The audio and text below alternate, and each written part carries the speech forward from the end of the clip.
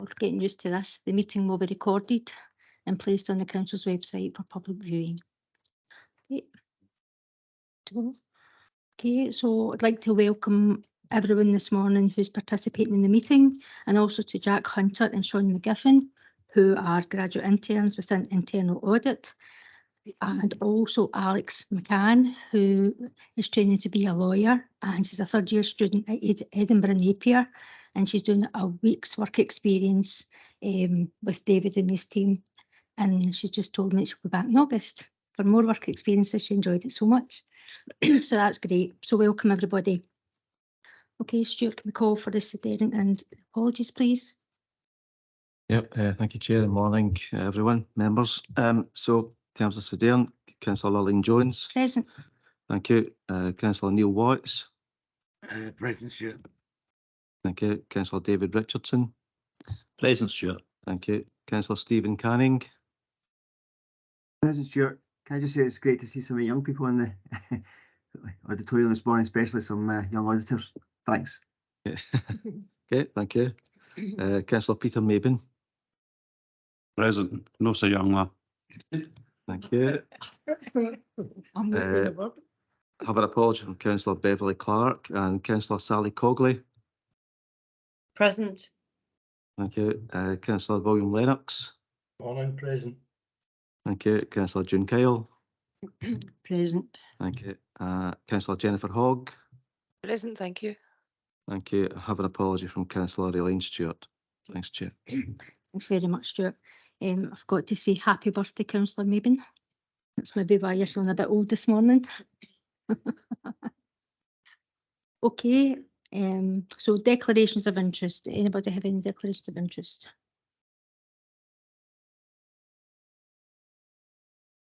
Okay. Okay, now we'll go into the previous minutes.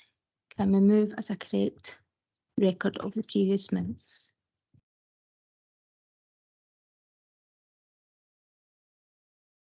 Aye, happy to propose as a correct minute. Thank you. Okay. Okay, thank you very much. Do we have any matters arising from those minutes? No. Okay, that's great. So we'll move on to our next item on the agenda, and that's over to Diane Langley for the progress report on the East Ayrshire Violence Against Women Partnership 22-23. Thank you very much. Thank you and good morning. So really it's just an opportunity to present today to the Governance and Scrutiny Committee the East Ayrshire Violence Against Women Partnership report. That's the annual report for 22 and 23. And as part of the appendix is the initial inaugural MARAC report. The annual report represents a lot of activity across the East Ayrshire Partnership, which is committed to delivering the equally safe agenda and has a broad range of representation across statutory and voluntary third sector. There's a lot of experience that sits on the partnership. The strategic plan is ongoing and is due to be refreshed 2024 going forward, and this will be influenced by the work of the self-assessment activity that's been taking place throughout 2022. So far we've had a survey which has been shared with all partners, and we've also had a planning day. So we're looking for that piece of work to be written up and shared with the partnership in August, and for it to influence the work of the partnership going forward and the strategic plan throughout 2024 and beyond. So I just thought I'd take the opportunity to highlight 3 areas of work that stand out from the annual report. The first of these is the MARAC, which is the Multi-Agency Risk Assessment Conference, which is now established within Ayrshire. It's a pan-Ayrshire approach, and this has been established since August 2022. So we've had 7 MARACs since September, and they meet on a monthly basis. So the purpose of the MARAC is really to support women who are experiencing high levels of violence, and it's a multi-agency forum chaired by the police who provide a consistent chair, and there's broad representation from statutory and voluntary sector.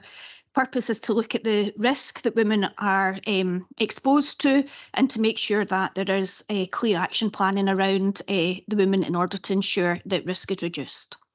There's clear processes, there's clear work across child protection, adult protection and MAPA that link into the work of the MARAC.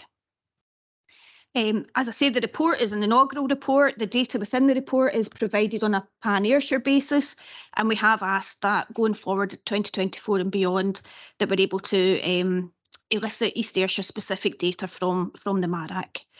As it stands at the moment, there have been 84 cases discussed in East Ayrshire at the MARAC, and the target is 210 per year based on the percentage of cases to the female population within East Ayrshire. So that would be the first piece of work I wanted to discuss. It's very well received. There's a lot of commitment to that, and it seems to be going well with very few teething problems. The second piece of work is the Equally Safe Workforce Development for 2022-23. East Ayrshire is currently working towards bronze status. Equally Safe is an employer accredited programme, and it's developed by Close the Gap. There's 6 key areas: leadership, workplace culture, data, flexible working, occupational segregation and gender-based violence. A recent Equally Safe survey highlighted that there were some difficulties for women working within East Ayrshire, having difficult experiences at work, and there is a lot of work underway to address this.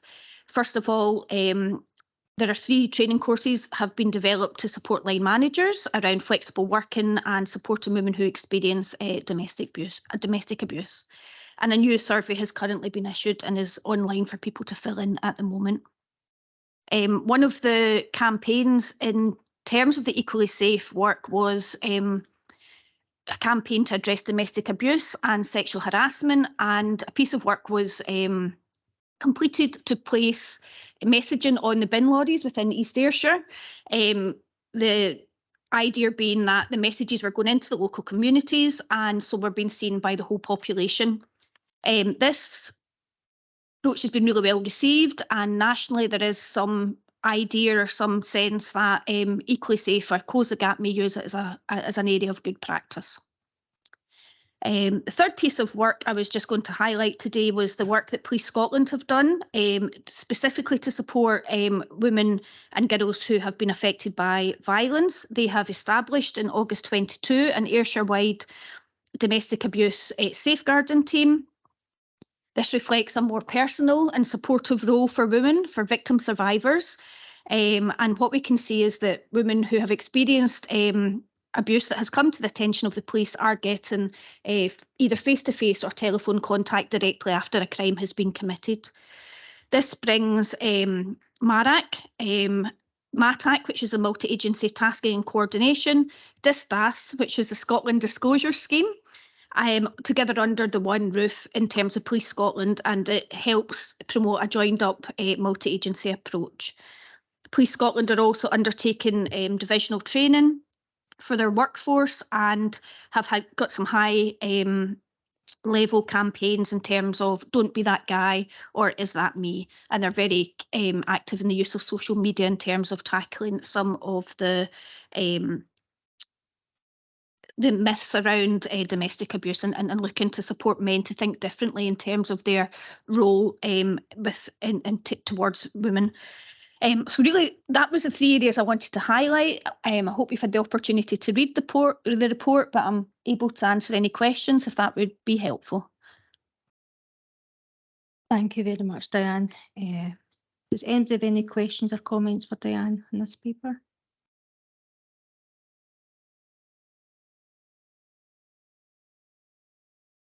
Diane, I've got a question. See, is that the DISTAS, and that's the scheme whereby females can ask for any history of a new partner. How is that going in East Ayrshire? Is that being well received? Yep, police colleagues are reporting that there's a increasingly high number of requests for disclosures made by women themselves and also by family and friends who may have a concern about a partner's history. So there is an increasing number of requests being received by that team. And is there any special circumstances which people can ask for that information? I mean, is there any criteria that has to be set, or can anybody ask for that information if there's a concern? I think anybody can ask for that information, but there will be specific criteria around what can be disclosed, and the police will be, will have a process in place around about that. Really, I don't know the finer details of that myself, but there is a clear process around that. I mean, I think in general terms, I mean, I think the whole violence against women and girls is absolutely abhorrent. And I would hope, at some point in my lifetime we can eradicate it. But in terms of where we are just now, it doesn't feel like that's the way it's heading, despite all of the really good work that's been put into it, the resources and investment and all the campaigns. I always just feel that it's never chipping away. That said, I mean, I'll highlight the police campaign, Don't Be That Guy. I watched that video and that is pretty something, isn't it? Somebody watching that and saying, oh my God, that's me, that would really make them think differently, wouldn't it? I mean, some of the campaigns are excellent. And let's hope that it does help to get that message across, and that, our young boys who turn into young men know how to treat women, and that women don't settle for anything less than being treated appropriately. So I think that's fair to say. So if there's no other. Councillors Cogley and Canning. Okay, so Councillor Cogley and then Councillor Canning. Yes, good morning, everybody, and thank you very much for the report. I can see Linda is at the meeting, and I just wonder if Linda might be able to give us some information about how this, how these issues are raised within the school context, and where because obviously we need to be educating people from a very, very young age about certain codes of behaviour. Linda, perhaps you could help with that, please. Thank you. Through you, Chair. Thank you, Councillor Cogley. Yes, I can, Councillor Cogley, and I think, I would share the expression that, the report's really positive, and I would also advise that this is something that education work closely with colleagues on. So via colleagues, as you already know, some really successful interventions like mental and violence prevention, but also colleagues in regard to the PSE programme. Now, at the moment, you will be aware of quite a lot of very negative social media being sent out from certain individuals. I'll use the Tate case as an example, and we use that directly with males in schools, because a lot of young males have actually been quite attracted to some of those sort of lifestyles, etc., that clearly do not advocate the correct treatment of women in this space. So covered extensively in PSE, Councillor Cogley, but it has taken quite a turn in terms of how we present that of late, because we've really had to respond to quite a lot of the big issues that have really flooded a lot of the social media for young people only just recently. So we absolutely continue, and that also involves our campus officers, etc., Councillor Cogley, so that they're aware of the criminality within these issues as well. So it's an ongoing I think ongoing piece where we always have to be in response mode, I think, to some of what's actually been portrayed out there as okay. So I would really just join my colleagues in support for continuing this work. And really this starts at a very young age in our schools now as well, in terms of that piece around about equality and how, young people treat each other via the relationships policy that we have. So I hope that's helpful, Councillor Cogley, as a kind of brief overview, but happy to give further detail at any further stage.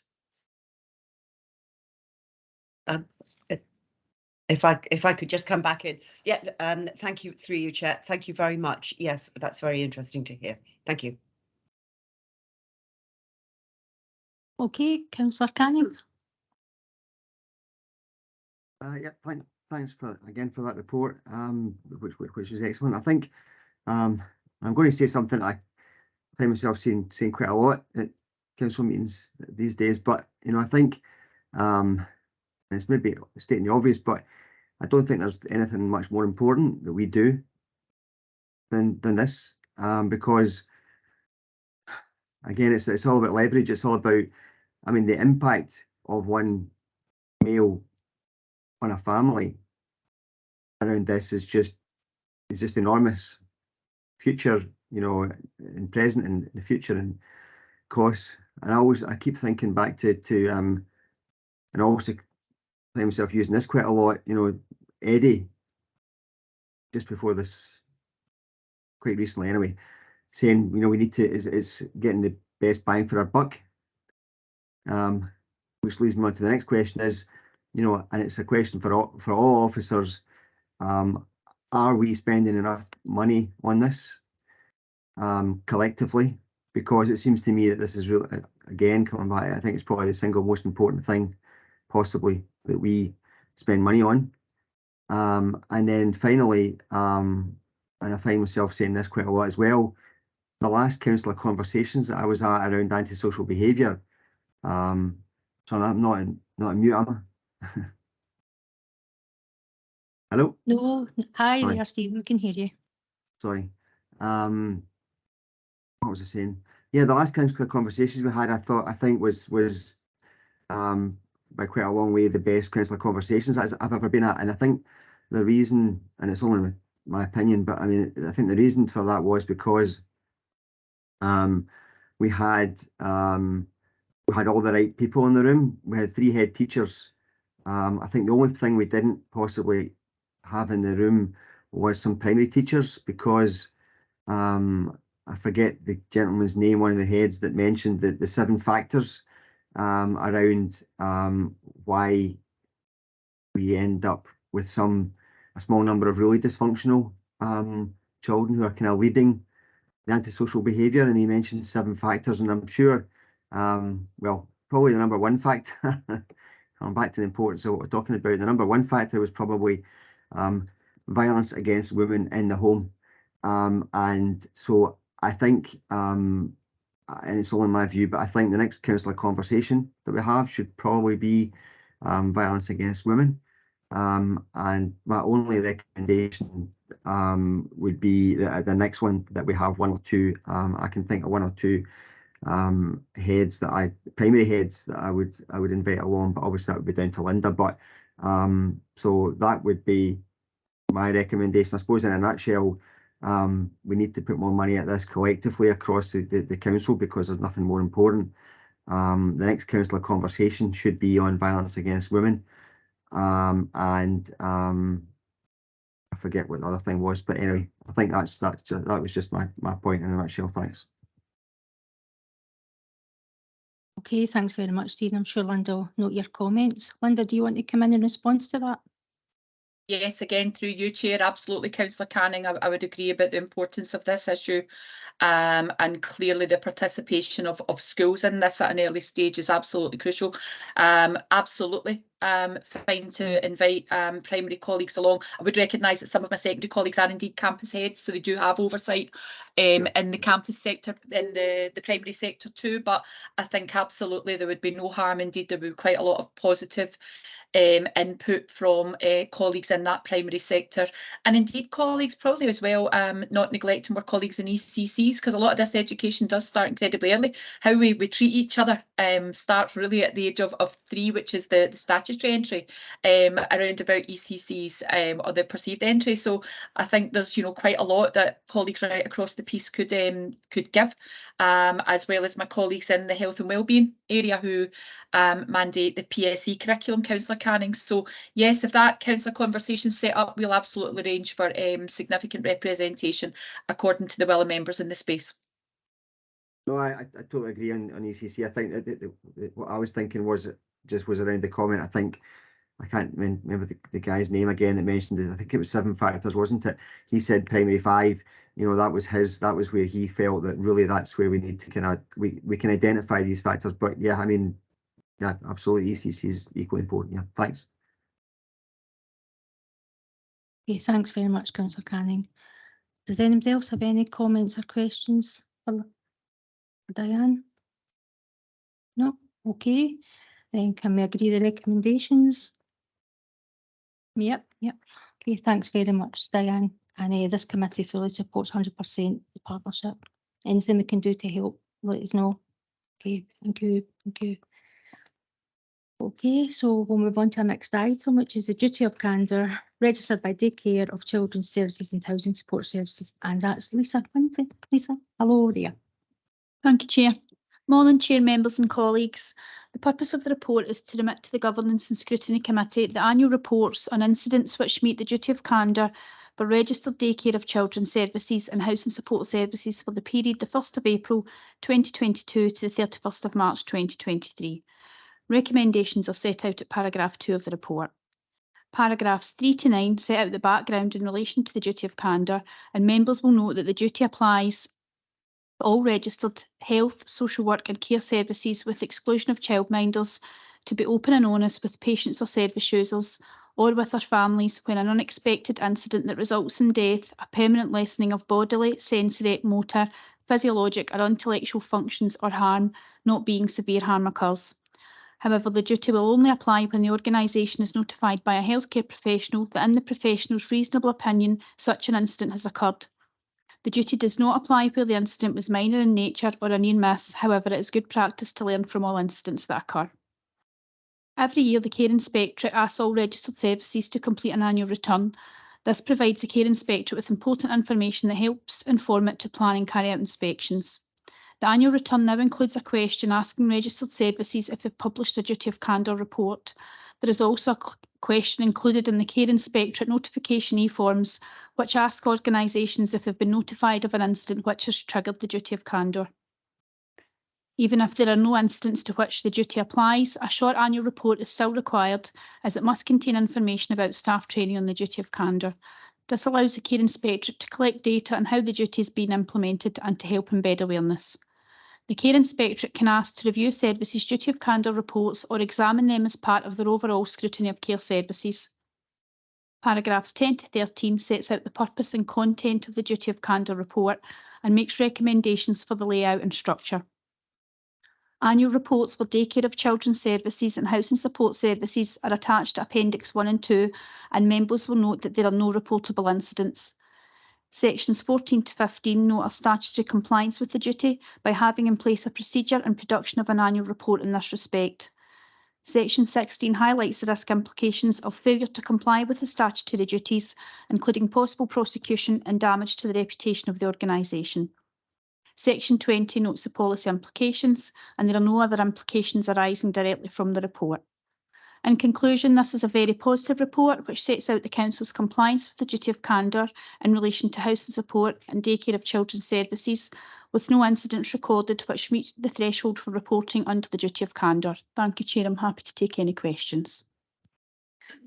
Thanks, Lisa. It's good to see no incidents for which the duty applies for this past year. It's really good. So just on the training, can you just give us a wee update on the training? So is that a yearly thing? Is there refresher courses, new staff coming in, etc.? Through you, Chair. So training is undertaken as part of any new officers' induction to the Council, and then on an ongoing basis within housing support services. Certainly it's refreshed on an annual basis. Jeannie, would you like to add anything to that? Yes, through you, Chair. In terms of our early learning and childcare services, all staff undertake the module in terms of the duty of candour, and on an annual basis, in terms of their staff teams, they will go through that duty on one of the in-service days. Thanks, Jenny. Does anybody have any comments or questions for Lisa? No? Okay. Can we agree the recommendation? Lovely. Thank you very much. Thank you very much, Lisa. Thank you. And the next item is the inspections of early childhood centres and funded providers delivering early learning and childcare. It's over to you, Jeannie. Thank you. Yes. Thank you, Chair. Good morning, members and colleagues. This annual report sets out the outcomes from the inspections of 9 early childhood centres and 1 funded provider of early learning and childcare, published by the Care Inspectorate during the period the 1st of April 22 and the 31st of March of this year. There are 5 recommendations noted in paragraph 2, with recommendation 3 and 4 advising that the requirements under the Social Care and Social Work Improvement Scotland Regulations 2011 for Beechwood House Nursery and Cherry Trees Nursery have been addressed, and recommendations and areas for improvement highlighted in inspection reports have been progressed and action plans have been submitted where appropriate. Paragraphs 3 to 8 describe the background to the key points of the regulatory framework and the standards that are taken into account when the Care Inspectorate carries out inspections and their quality evaluations. Paragraphs 9 to 14 set out the frequency of inspections and the current position with inspections of early learning and childcare by both the Care Inspectorate and Education Scotland. The development of a shared inspection framework by both inspecting bodies is welcomed, and it is anticipated that the joint framework will be launched in 2024, following a period of testing and further engagement with the early learning childcare sector and also the school-aged childcare sector. Since the 1st of June, the Care Inspectorate have used the new quality framework for daycare of children, childminding and school-aged childcare, and that was launched in March 2022. The framework focuses on children's wellbeing and sets out the elements that will help inspectors answer key questions about the impact care and learning is making to outcomes for children. The table at paragraph 16 sets out the new key questions and the read across to the previous quality themes. The 6-point scale is used when evaluating the quality of performance across the quality indicators, and a full descriptor is noted for each of the grades and evaluations. The Care Inspectorate can make recommendations or requirements or areas for improvement as part of the inspection, and both are defined in paragraph 17. If an inspection report contains any recommendations or requirements or areas for improvements, an action plan identifying the actions to be taken requires to be submitted to the Care Inspectorate, which confirms the person responsible for those actions and the timescales for the developments or improvements to be implemented. Inspections are unannounced for all regulatory services. The grades and evaluations awarded to services at inspections describe how well those services are performing against the quality themes and evaluations and statements.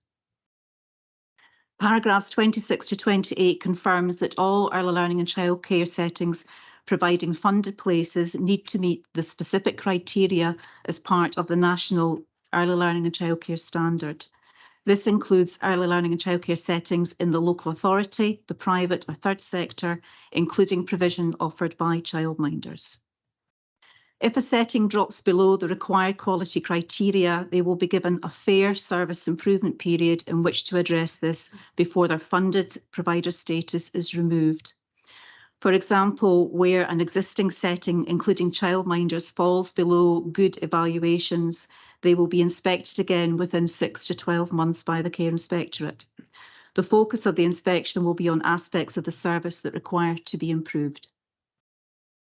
The role of the local authority as the primary guarantor of quality is set out in paragraphs 29 to 34.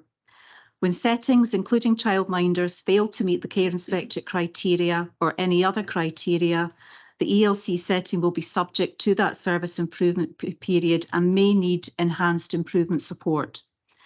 The local authority provides that support and challenge and is clear about the criteria which is not being met and how the service can improve to ensure children receive high quality early learning and childcare.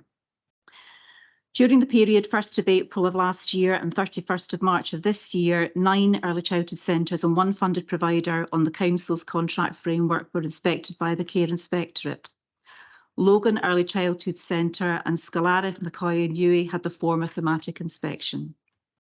The early learning and childcare settings inspected during that period, along with grades and evaluations, are set out starting at paragraph 37 through to paragraph 84. Comment is provided on the key messages set out in each report, which highlight the strengths of individual settings and any areas for improvement. The grades and evaluations are also summarised in Appendix 1. Copies of the full reports are available to download via the link noted in the report. 6 of the settings were evaluated as good or better, with 3 of those settings receiving evaluations of very good. Therefore, all 6 settings meet the national standard for the delivery of early learning and childcare. 3 of the settings received evaluations of adequate in at least 1 theme or key question. An evaluation of adequate applies where there are some strengths, but these are just outweighed by the weaknesses. Improvements must be made by building on strengths while addressing those elements that are not contributing to positive experiences and outcomes for children. In our role of primary guarantor of quality, the 3 settings have a an improvement officer assigned to them to provide enhanced improvement support and challenge during the service improvement period. The officers monitor compliance with individual service action plans and the improvements identified so that individual settings make good progress towards meeting the national standards for funded early learning childcare. And all 3 settings will have a further inspection by the Care Inspectorate this year. In terms of implications for the report, the only 2 that are relevant are the legal implications to do with the requirements and the risk implications in terms of the standards being met. That concludes my report, Chair, and I'm happy to take any questions. Thank you. Oops, thanks very much, Jeannie. Does anybody have any questions or comments for Jeannie? No. No. Jeannie, it's really good to see that the majority of these early childhood centres had great scores. Let me just get to, we've got Netherlow Robertland, Pennock, Cross House, Cairns, Comores Galston, but there's a couple that's required improvement. So can you just tell me a wee bit about Cherry Trees? I mean, that's a new build, isn't it? A wee bit of background to that, just to help us understand why it was adequate scores that they got. That would be helpful. Thanks. Thank you, Chair. Cherry Trees is a new build early childhood centre based in the Barony campus and opened during the COVID pandemic. I think a couple of points I would want to make here is that new centre brought together 2 staff teams from 2 previous early childhood centres. That was formerly Ayrshire and Green Mill, and also had a number of staff who were employed as new employees straight from college and career changers during the COVID pandemic, obviously to meet the ratios of children. It's a large centre with 119 registered places for children aged 2 to 5 years. I think the key messages in this report highlight that the manager, the head of centre, has successfully led that staff to become a really good, strong team. I think at the time of the inspection, they were still finding their way in terms of the provision of experiences for children and still dealing with the aftermath of the restrictions to do with the pandemic. So some of the recommendations that are in the report clearly highlight areas for improvement in terms of what is being provided for children in terms of experience, in terms of practice, and in terms of noise levels, particularly in the centre. Over the lunch period, and we're looking at ways as how that can be addressed in terms of utilising other spaces for the provision of lunch. The centre itself has made really, really good progress, and I am confident that when the inspectors come back out later on this year, that they will see a very, very different place, and I expect those evaluations to have increased, certainly to good, if not to very good, in terms of the work that we have done in collaboration with the head, the deputy, the seniors and the whole staff team. I think it's unfortunate that in terms of the premises themselves, that they did receive a grade of adequate in terms of the premises, and that was due to one of the ventilation tubes not being connected, and therefore there was a smell in the place. But that has been addressed and that has now been fixed. So that did have an impact in terms of that particular evaluation, Chair. Thank you.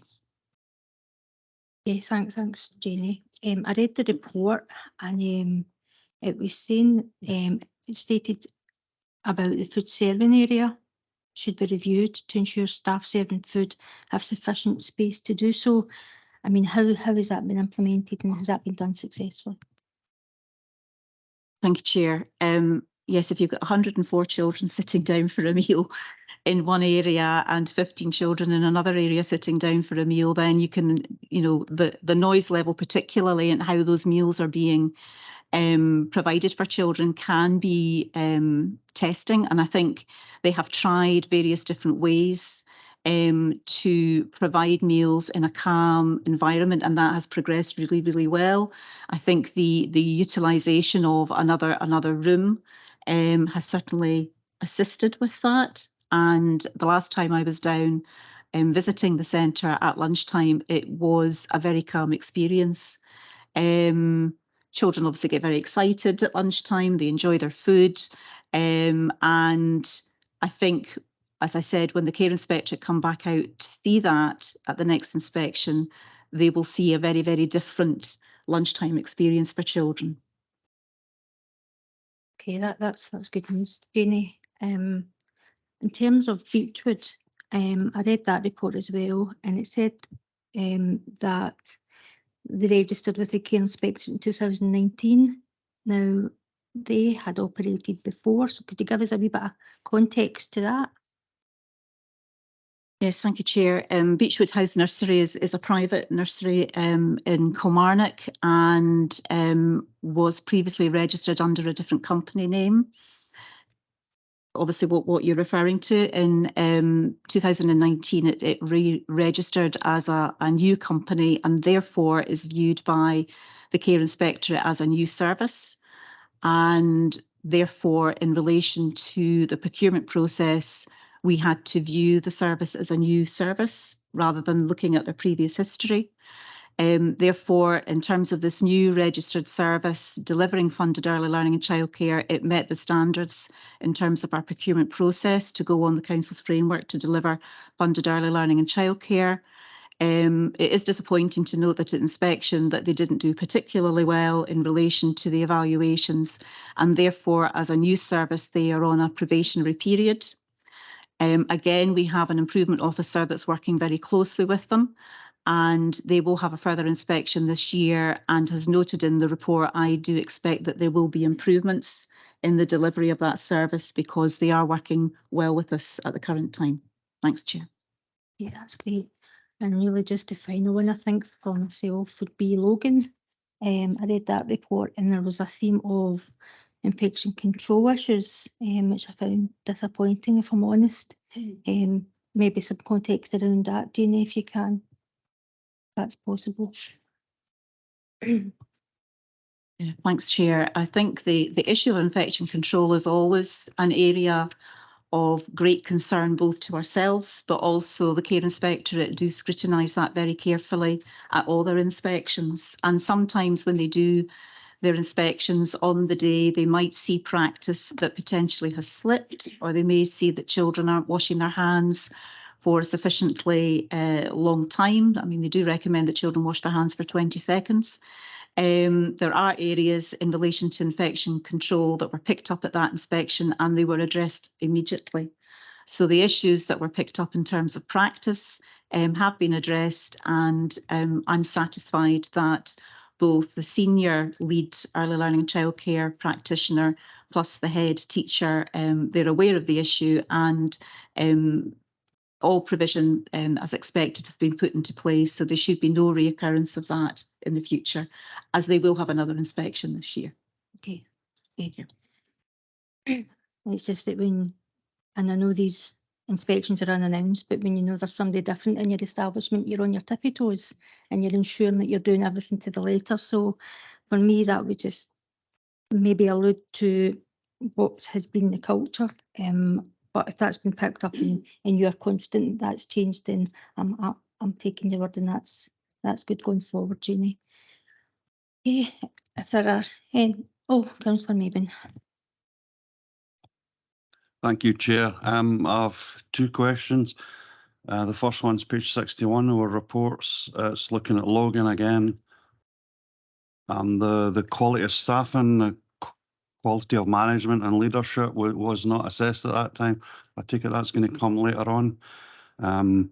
Second question is ASN support. It isn't really mentioned that I can see. There's going to be ASN children and most of these ECCs that are getting help.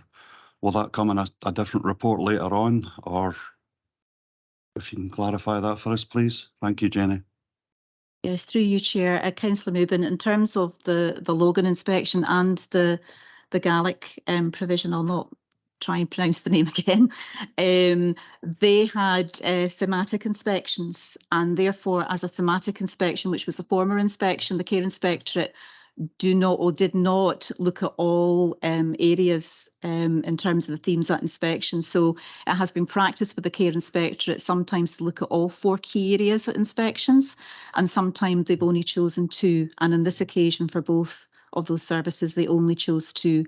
If they are coming back out, which they will be coming back out because they received inadequate for one of the quality themes, then they will be looking at the leadership and management of that service, because quality of leadership is certainly there in terms of the new criteria under the new framework for inspection. In relation to your second question, Councillor Mabin, the Care Inspectorate will look at the provision for all children when they go out to inspect, and if there are areas of concern about children with additional support needs, they will pick them up specifically at the time of the inspection. They may have a deeper delve into information in relation to children's personal plans, because they will look at a sample of children's personal plans, and if they choose to look at a child's personal plan or a child who has got additional support needs, there may be questions arising for that. So they will look at what the child's plan is saying, you know, what the child's specific targets are, about their personal care needs, about the welfare for that child. And if there are specific questions around that in terms of their observations about children and their experiences and their care, they will pick that up in inspection. And if there are any concerns about that, we would expect to see that in the reports. Thank you, Chair. And thank you, Janie, for the excellent answer and for bringing forward this excellent report. If I can come back in with another question, is that okay, Chair? Thank you.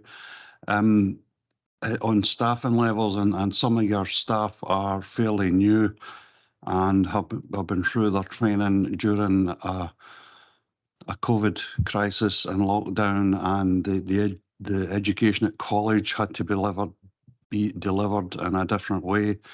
Some of the workplace experience as part of their training and education was missing.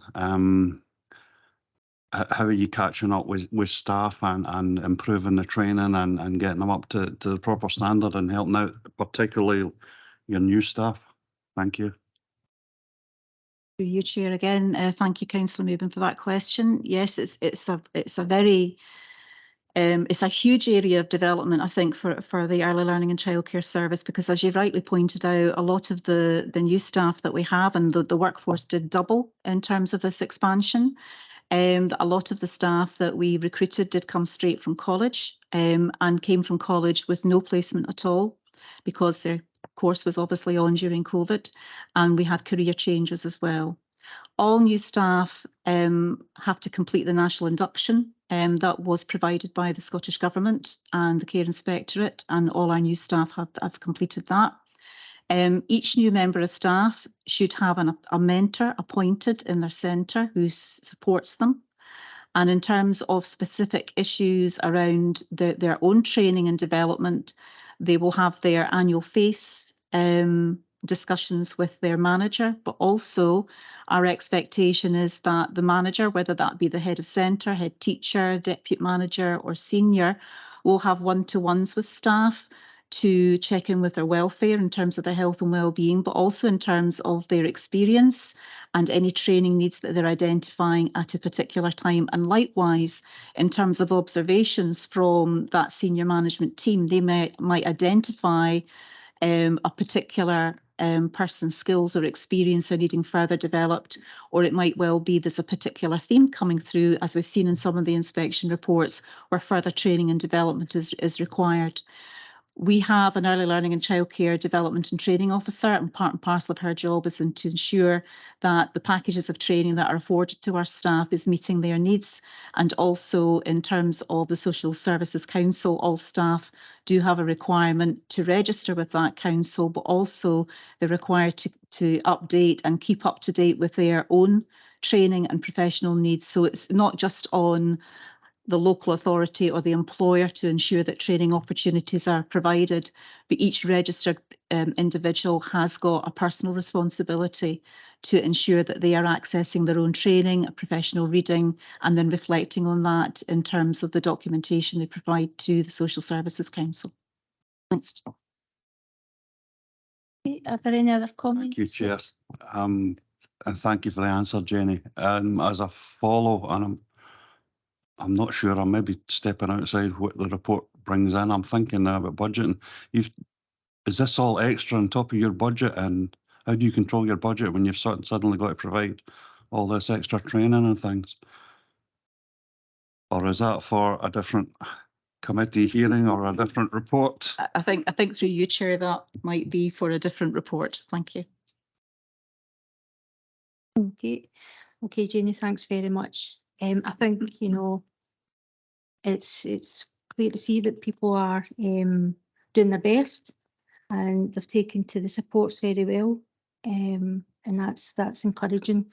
And across all of our early childhood centres, the staff there know that there's always room for improvement, regardless of where you're sitting, whether you're at good, very good, or adequate. There's always room for improvement, and that's, you know, and that's the main thing. So, thank you very much for your report, Jenny. Okay, thank you. Okay, so Councillor Canning, sorry. I just to echo your comments really, Lily, and just apologies if I sound a bit like a broken record as well, but I just sometimes sit in chambers and wish that East Ayrshire Council was run in Scotland, but that's just an observation. So do I. Okay, so we'll move on to the next item, which is East Ayrshire Performs. It's a summary report. Okay, and it's over to Julie. Thank you, Chair. Members, this is East Ayrshire Performs Outturn Report for the 2022-23 financial year, and it was presented to Cabinet last week. Paragraph 7 on page 82 of the report notes that the Council ended the year with a surplus of £3.7 million made up from a number of areas. The largest element was employee cost underspends as a result of industrial action during the year.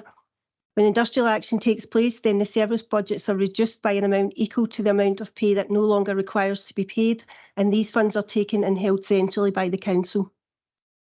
The surplus is also due to lower than anticipated insurance costs due to the long-standing and successful relationship the Council has with our provider Zurich. This was also helped by the proactive work undertaken during the year by the insurance team and colleagues in health and safety to manage risks across the Council.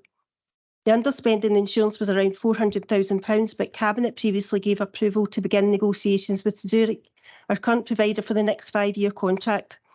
Early indications are that our insurance premiums are likely to rise going forward given the pressures in insurance and financial markets.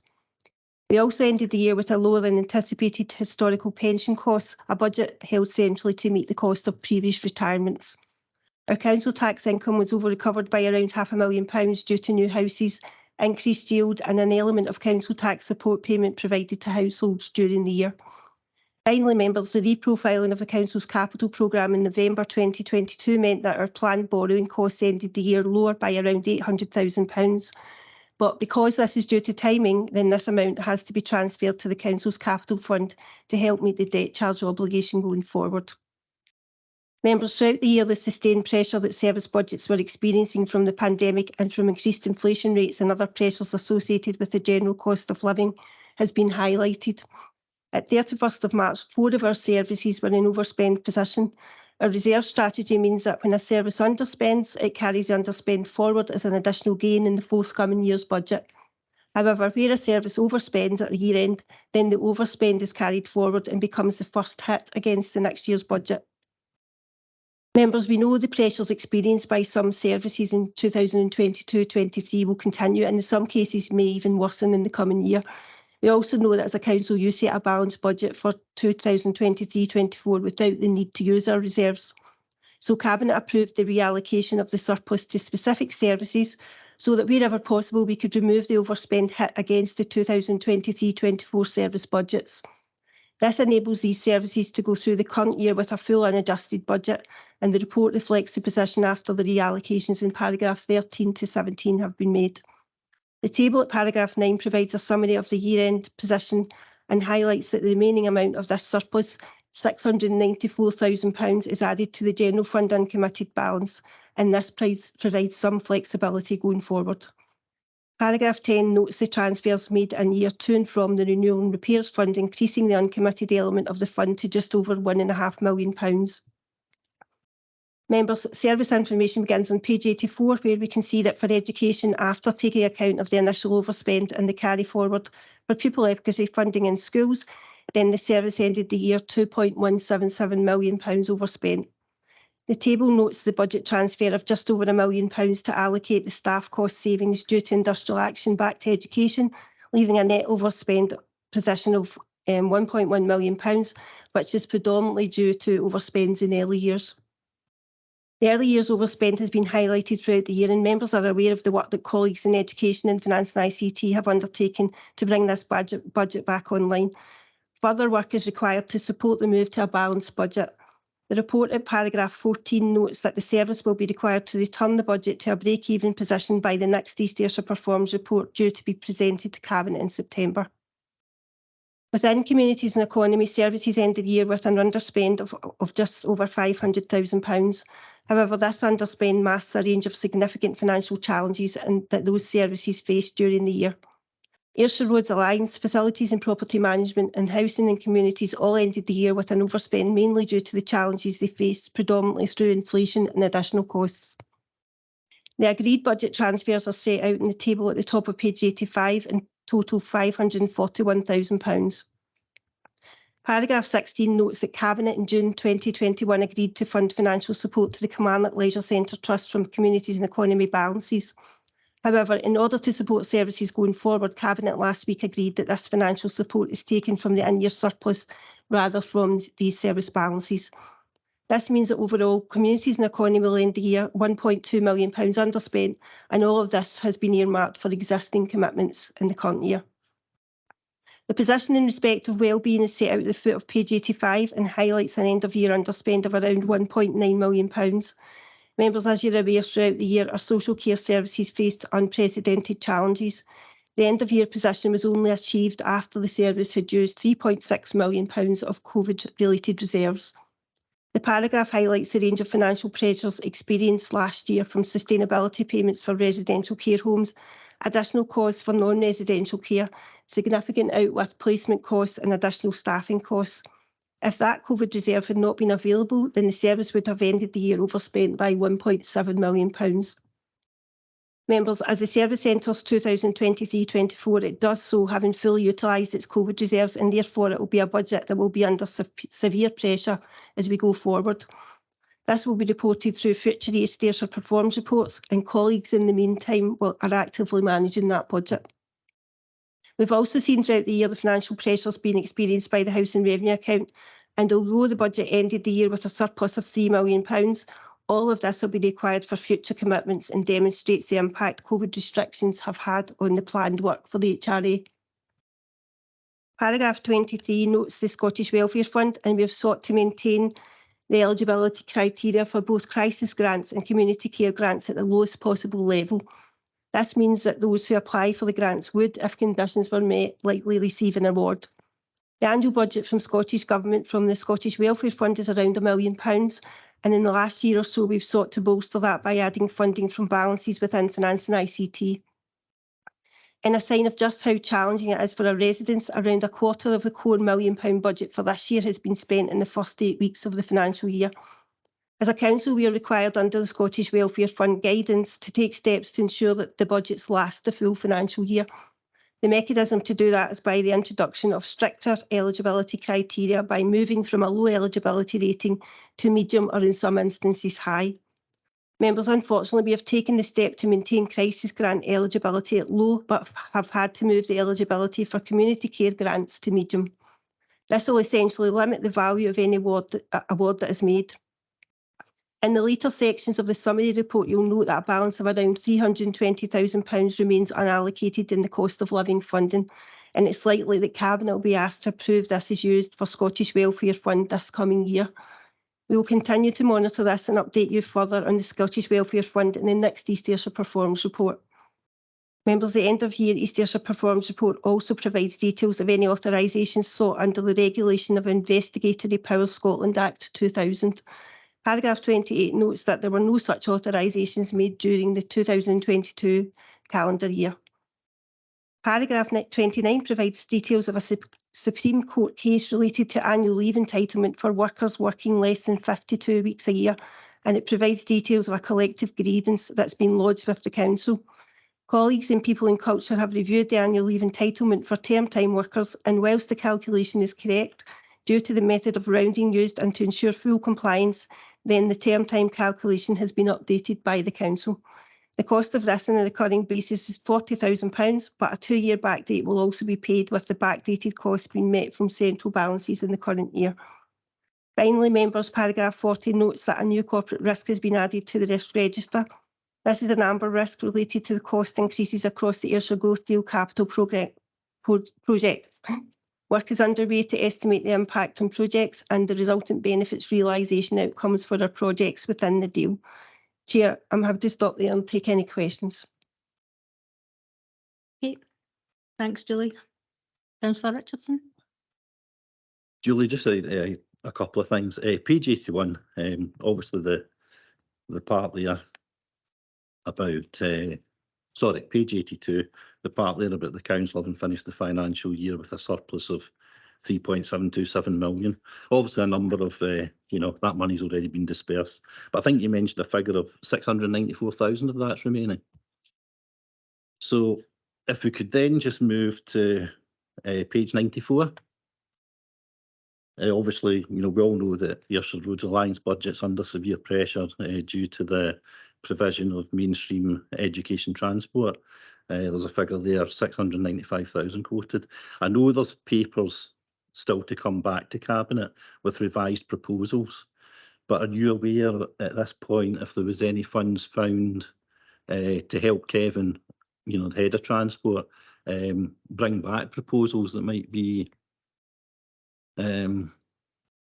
more helpful to the parents and the children out there that rely on these buses? Just Chair, just to confirm, this is obviously a current topic. There was this further discussion in that as recently as yesterday at the Cabinet pre-agenda meeting, which will be reflected in the paper that's going to Cabinet next week on school transport. And the broad answer is, yeah, on a one-off basis, some of that will be dealt with. I don't know if it's directly from these balances, but there is an approach being taken. It'll be set out in the paper to Cabinet next week. So it's a live issue, but it will be coming back very quickly. David, that's brilliant. That is very, very good news. I've been looking to see the pre-Cabinet paper, and I think I got information from, is it Christine? That paper may be available to be viewed today or tomorrow. Well, the Cabinet agenda is normally issued Thursday, so there are some changes to be made to reflect yesterday's discussion around the financials and one or two other aspects of it. Nothing major, and it will be issued. So the Cabinet agenda will be out hopefully later today, tomorrow at the absolute latest, but we're normally in for a Thursday afternoon. So the paper should be available in the members portal. Don't think it's a pink paper, so it should actually be available generally later on this afternoon as part of the issue of the Cabinet agenda in the normal way. So it's in hand. It's not specifically using the balances, but an element of the 690 was identified as reflecting as baggage from previous savings that weren't met in that area. So that's, I think, what's going to be treated and separated out, and that's about £250,000 of the 690, so it eats into it. But I'm really previewing something that's still to be. Yeah, okay. Yeah, David, like you, I'm very interested to read the paper myself. So thanks for those answers, guys. Brilliant. Okay, thanks very much. Any other? Councillor Cogley? I wanted to ask about absence management. Now, is that appropriate at this stage, or will we be doing that shortly? Thank you. Yeah, we'll wait until Amanda comes on and we're on the people page. Is that okay? Yep. So, Thank you. no bother. Julie, it's I mean, paragraph 24, a quarter of the core budget, the Scottish welfare. I mean, that's away in 8 weeks. That's alarming, isn't it, really? And that just shows the depth of, the kind of crisis out in our communities. So it's really no surprise that, Joe might come back to us to ask for that surplus to be transferred to that. So I'll look forward to that. But that is where normally are we at this time of the year with regards to how much of it is normally spent in a kind of normal year. And I know there's not been normal years for a wee while, but Chair, it really depends on the level of need and the applications that we get in terms of that. But this is a very unusual year in terms of that very quick, fast spend in the first 8 weeks. So it really is needs based, to be honest with you. So we're keeping a really close eye on it. And as I say, we've got the mechanisms. We've got some balances left in finance and ICT that we're going to use to set against that, to supplement that budget as we did last year. And as well as that, as you know, that £320,000 that has not been allocated for anything specific in the cost of living funds. And we're looking to perhaps ask for Cabinet to approve that as well. Okay, thanks, Julie. Are there any other questions or comments before we move on to the next section? Revenue. Councillor Cogle, is that a legacy hand, or you want to come in on this topic? It's a legacy hand, thank you. Okay, Julie, you just want to go straight into the revenue? Thanks, Chair. The revenue section of the summary report begins on page 92 with the services that are within the Chief Executive's office, noting the challenges within education, but also providing details on the school carry forwards on a learning group basis. Within finance and ICT, we end the year just under £1 million underspent as we continue to implement the service redesign and recruit staff into posts. We have set aside carry forwards for the Scottish Welfare Fund, as well as providing £300,000 from our balances for computer related services, including the enhanced cyber security centre. On page 93, we note the underspends in governance, people and culture and corporate support. In governance, this is due to variances in additional income from planning and building warrant fees. In people and culture, the underspend is mainly due to an over-recovery of income from salary sacrifice schemes. Both people and culture and corporate support have had service redesigns approved and are in the process of recruiting staff to the redesigned posts. Within communities and economy, on page 94, we can see the budget transfers that were approved by Cabinet. In terms of Ayrshire Roads Alliance, we note the transfers of £550,000 made during the year to help offset parking income. The service overall ended the year £20,000 over budget after absorbing the financial pressures arising from subsidised primary and secondary transport. In facilities and property management, we note the reduced expenditure in the central repairs account as well as staff savings across the service. These were offset by additional costs in asset management due to the loss of rental income and fee income, which was less than £400,000 less than anticipated. In housing and communities, the service has continued to face significant pressures, and although they have ended the year underspent by £240,000, this is largely due to external funding that requires to be earmarked for use in the current financial year. Within wellbeing, as noted earlier, the service will end the year around £1.9 million underspent after using £3.6 million of COVID funds. In central services, we see an overspend of £1 million on housing benefit and council tax reduction, where we are incurring costs in excess of the funding received. This demonstrates the financial challenges and the changing needs of residents and households across East Ayrshire. Page 97 sets out the year-end position in the housing revenue account.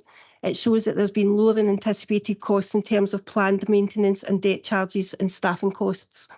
As mentioned earlier, the £3 million is retained for use by the housing revenue account for committed work associated with the current year and beyond. Chair, that concludes the revenue section. With your approval, I'll move on to the Pupil Equity Fund section. Please.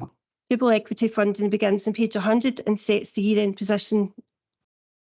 year-end position by our education group and shows that of the £5.4 million of pupil equity funding received, £4.5 million has been spent as at 31st of March.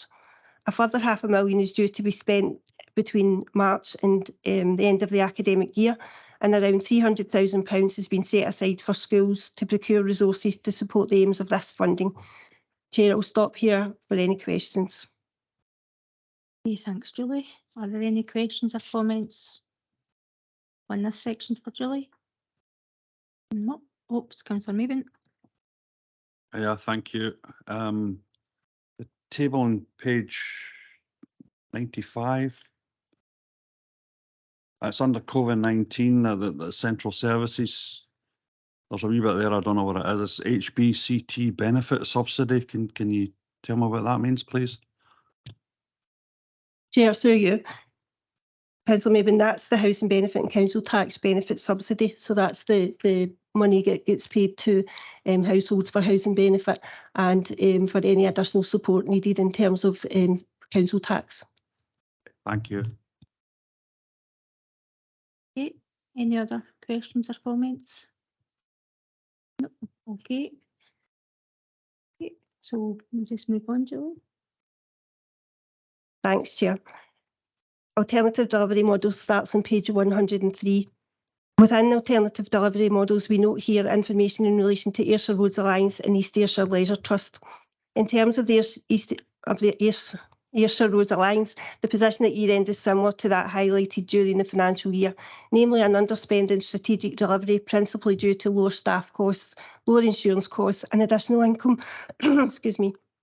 Within East Ayrshire local delivery, we see an overspend of £212,000, principally due to a shortfall in roads maintenance fee income. This is a result of a slowdown in the programmes whilst the service reviewed and considered the increased price of roads materials. There were also additional costs within supplies and services and subcontractors, offset by a reduction in roads maintenance and additional income from rechargeable works. In terms of roads capital, we note challenges around supply chain materials in respect of bridges. We also note in terms of the bus station improvements that a further capital bid for £1 million will be submitted for consideration by SPT. The report highlights the works taking place around the refurbishment of car parks, as well as the resurfacing and LED replacement work that the service is undertaking. In respect of East Ayrshire Leisure Trust, the financial position is an underspend of £318,000, with underspends across the various elements of the trust. The £318,000 will be earmarked. I'll continue on to Treasury if that's okay. The Treasury section is on page 106 and highlights our debt portfolio of just under £436 million, with 81% of this being fixed with the Public Works Loan Board. It shows that the Council has a total investment of just under £40 million, with this being deposited on call to support cash flow. As members would expect, work is taking place supported by the Treasury advisors to give us the latest information in the wider economy and on interest rates in particular. We know that the Monetary Policy Committee meets today, and indications from our Treasury advisors are that interest rates or borrowing costs will rise, with the latest information suggesting that the level of this rate rise are towards the top end of previous expectations. Chair, I'll stop here for any questions. Any questions or comments for Julie? Julie, can you just expand a wee bit on that last sentence that you said about the increase in interest and how it will impact on our payment? So in terms of the interest, as we know, the Bank of England is due to set the to look at the rates, the interest rates today, 12 noon. Currently the rate's 4.5%, and forecasters are essentially anticipating that to rise to 4.75 or potentially even 5%. And analysts are now saying that the Bank of England's Monetary Policy Committee are now likely to increase the borrowing costs probably by more over the coming months, with revised forecasts anticipating that rates are now likely to peak above the previously forecast 5%, and it could even go as high as 6%. So obviously that has a big implication on for us as a council and our borrowing requirements going forward. Thanks, Julie. Seems so good. Is there any other comments, Councillor Mayburn? And thank you for the report, Julie. It's not really a question, it's just a general observation. I'm looking at the Ayrshire Roads Alliance and funding, and I'm sure our communities are so tired of the state of our roads in East Ayrshire. I've got Belfield Community Council are up in arms, wanting every road in Belfield resurfaced. Our roads are in a terrible state, and we don't seem to be able to get enough funding to Ayrshire Roads Alliance.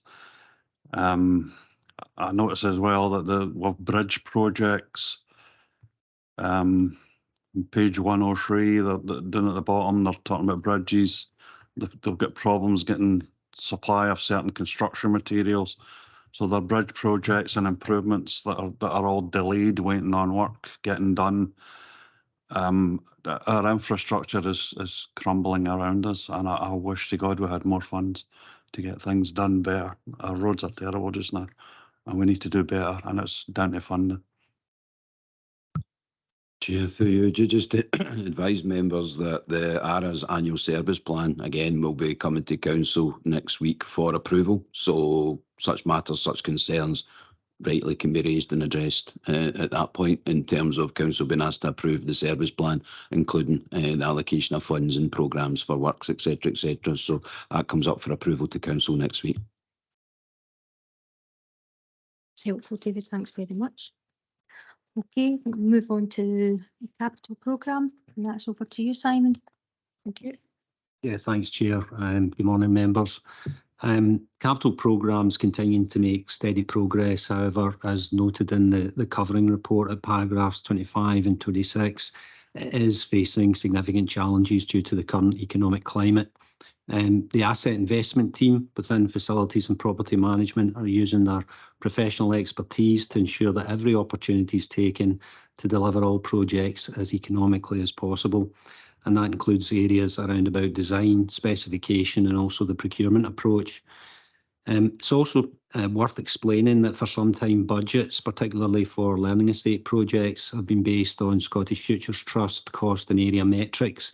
However, current market conditions are indicating costs significantly higher than these metrics.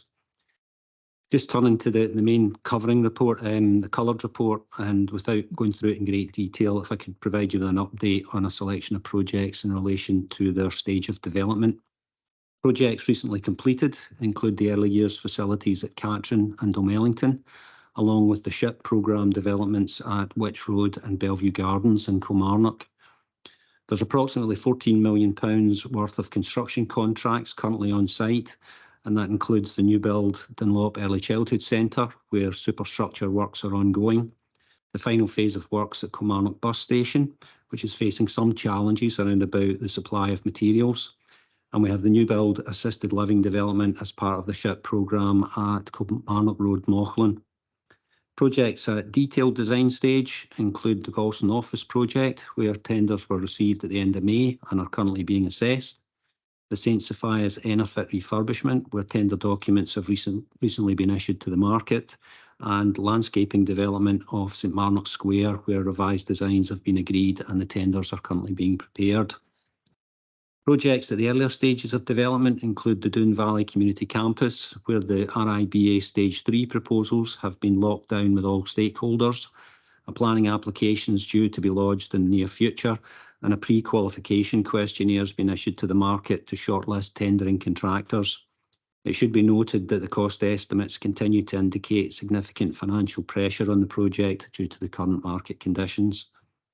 In relation to the Ayrshire growth deal, the site for phase 3 at Moorfields now been purchased, allowing more detailed design work to progress, and based on the revised programme, it's anticipated the first phase of works will commence in summer 2024. The Moorfield sites also provided an opportunity to include the AMIC development, following complications with the previous site at Belfield, and designs are also currently being developed for that. Thanks, Chair. That's just a brief overview of some of the projects, but happy to answer any questions on these or any others in the report.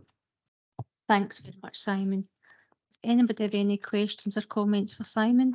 Councillor Cogley? Yes, thank you, Simon. In relation to the two Galston projects, I wonder if you could update the committee, please, in terms of when you actually anticipate that work will be starting. Thank you. Yeah, thanks through you, Chair. So with the Galston office project, the tenders were returned at the end of May, as I said, and the assessment of those is almost complete.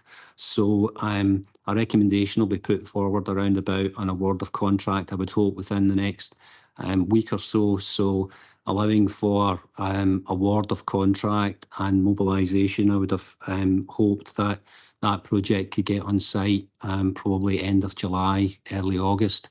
As I say, the tender process or the tender assessment is not quite finalised yet, so we need to make sure we sort of cross the T's and dot the I's with that one. The St Sophia's project, that was issued to the market on the 5th of June. The report note, I think the report notes, yeah, it's noting a potential start on site late summer, early autumn. I was advised before this meeting that contractors have come back on that tender with the complexity of it and asked for an extension to the tender period. It looks likely, similar to we did with the Galston tender, that we might extend that tender period to get the best return from the tendering contractors. So allowing for that return assessment and hopefully an early award, I would have thought the early autumn would be the best, or my best estimate of a start on site for the St Sophia's project.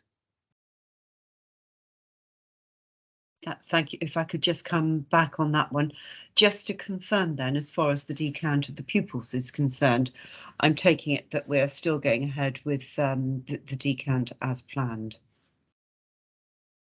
Again, through you, Chair, yes, we've agreed with our colleagues in education that that's the best course of action to avoid disruption to the pupils. So that decant is in the final stages of being arranged just now to allow that to happen over the summer break.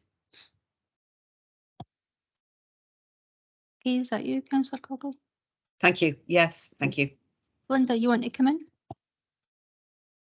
Sorry, through you, Chair, just in addressing Councillor Cogley's question around about the decant, just to confirm, Councillor Cogley, we received Scottish Government approval for the closure days for St Sophia's just prior to the end of term, which occurs next Friday, and on the other side for the opening of St Sophia's in Kirkstyle at the other end of that. So the young people have been down for their visit along with their staff, so they're very delighted by their new surroundings, and we're looking forward to getting them over there and getting work commenced. That's some good news. Thank you. Simon, could you just give us a wee update on the Kilmarnock bus station? Thank you. Yeah, thanks, Chair. I noted in my sort of introduction there that there has been some issues around about supply of materials. It's one of these things that's affecting many construction projects just now. So there's a couple of issues at the bus station. One is around about material supply and indeed some specialist products that have got longer lead-ins than had been anticipated, such as the glass screens between the stances. There's also a degree of additional works has been uncovered, works that couldn't have been anticipated before the contractor actually got on site and undertook some downtakings. So it involves some additional steel fixings that have to be designed and procured. So the contractor has submitted an extension of time claim for the contract. That's part of the contract process, and we are currently assessing that in terms of the validity of the time that he assesses, additional time he assesses that this will require. So a final position has still to be reached on that, but there's no doubt it will delay completion of the project. So at the moment, or prior, we had hoped that completion would have been in October. I think it's more likely to be towards the end of the year, and it might slip over the Christmas break and at the beginning of next year. So we're just working closely with the contractor to try and minimise that at present. Any idea how much additional costs that will be, an extension of time? Yeah, again, that's the first point is to assess the validity of the extension of time claim, and then the second part will be to assess, well, how much of that is essentially due to the contractor, or is it actually legitimate additional work that he can legitimately charge for. So it'll take a wee bit of time to work out the financial aspects of that. Okay, thanks, Simon. And that will be reported in the later stage of performance. Okay, thanks very much. Yes, Councillor Richardson. Yeah, Simon, just a quick question about page 108, Northwest Kilmarnock School. I know we're waiting to hear from the Scottish Government about the final decision in the bid, but has there been any indication, not whether it's approved or not, but from Scottish Government about timescales as to when we might hear? Through you, Chair. Yeah, we ask this question regularly, and the kind of indications of when the announcement might come keep getting pushed out and pushed out. The last we heard was it was hopeful that announcement would be made by the end of June, so we're not very far away from the end of June just now. We meet regularly with the Scottish Futures Trust around about our various projects.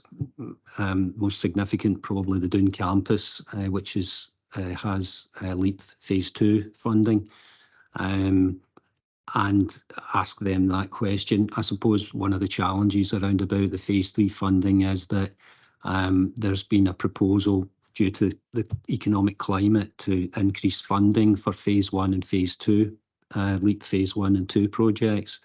That has been put forward, and that's revenue funding, but it's sort of linked to the overall pot for Learning Estate Investment Programme. And I suppose the more money that is allocated to Phase 1 and 2 projects just means that Phase 3 has less to spend on it.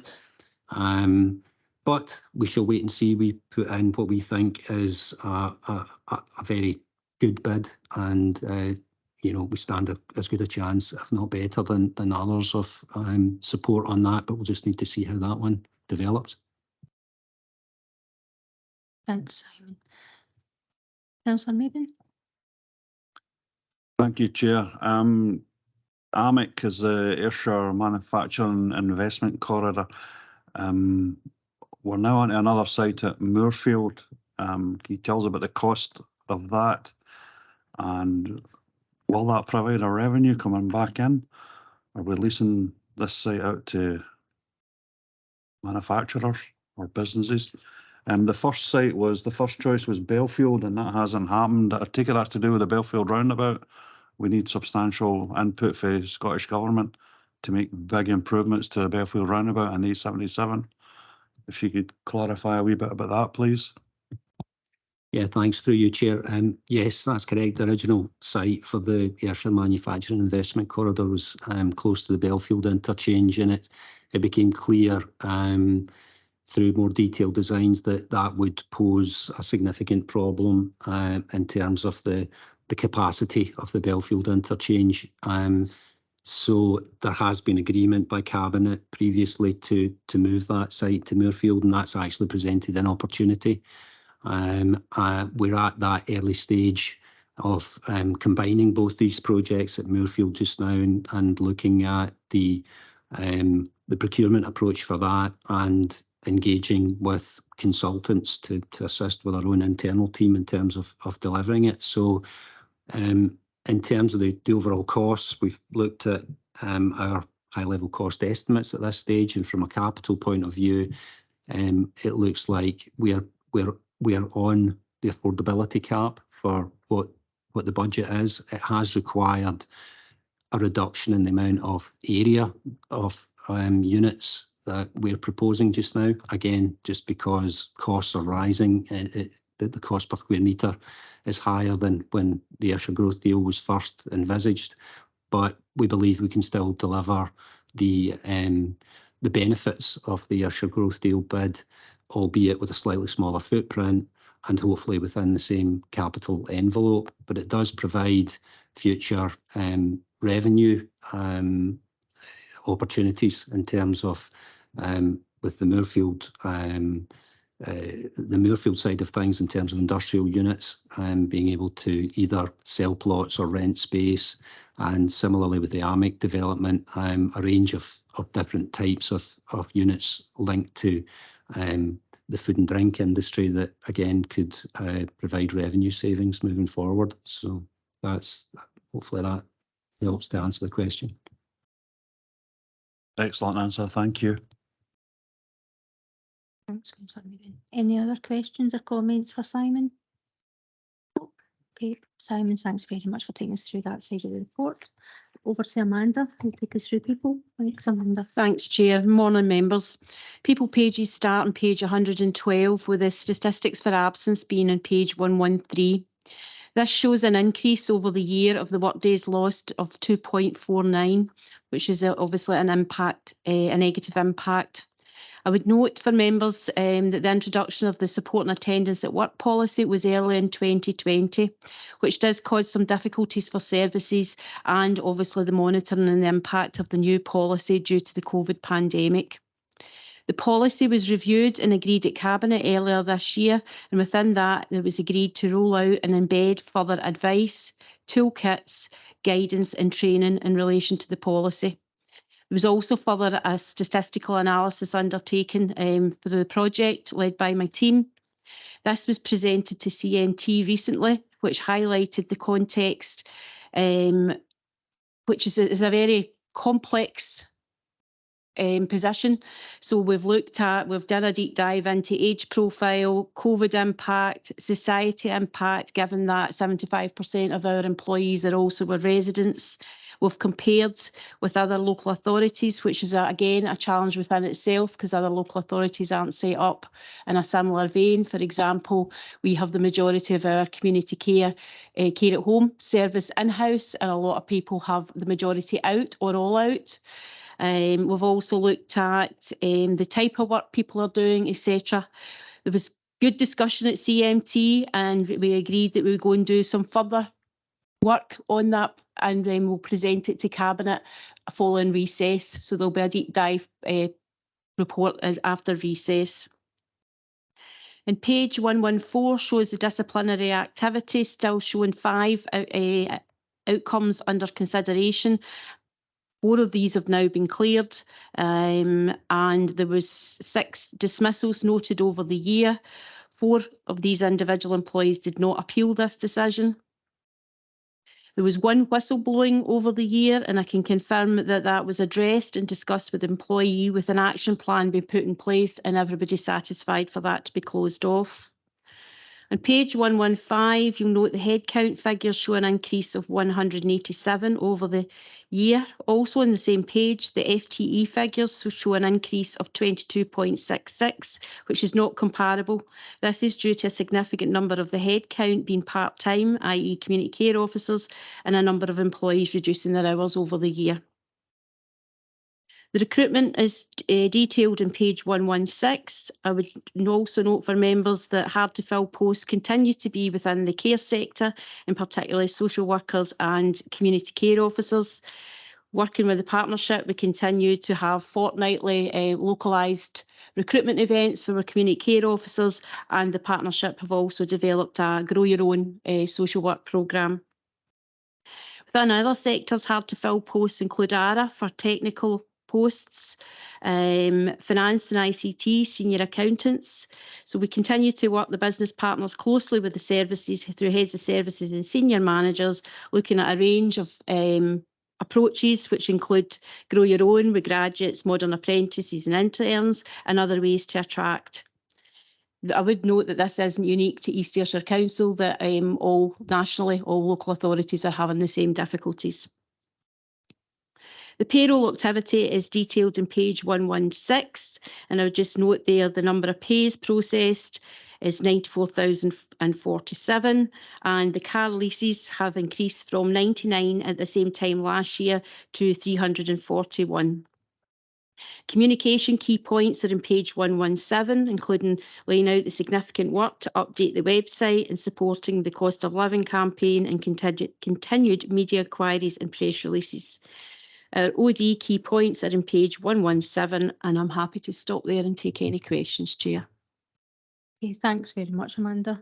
Does anybody have any questions or comments for Amanda? Councillor Mabin? The big increase in the number of car leases, is there a reason for that?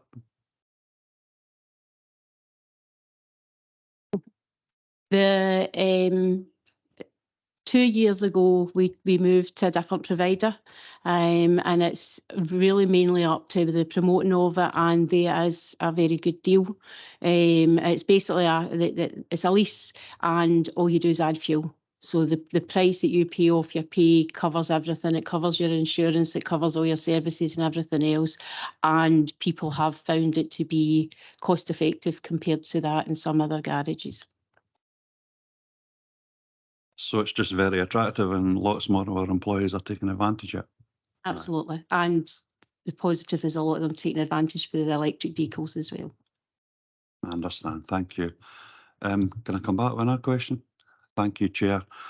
I would also bring in health and safety. I know we're getting a health and safety part of the paper next. So good health and safety, reduce the number of accidents with less people off work, more higher attendance.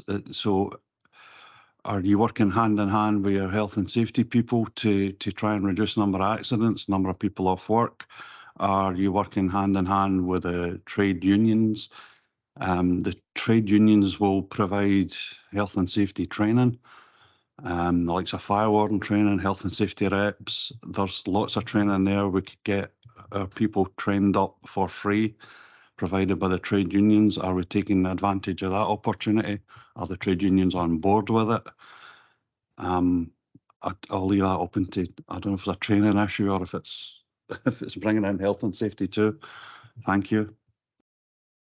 Through you, Chair. Yeah, we work hand in hand with health and safety, and actually at this point in time, David is within the people and culture portfolio, but we've always worked hand in hand with all, whether that's about accidents, whether it's about stress. So we work very closely together, the two teams, in the wellbeing aspect as well. Our trade union colleagues, absolutely, they are key to this, and it is a standing item in my collective bargaining agenda every month.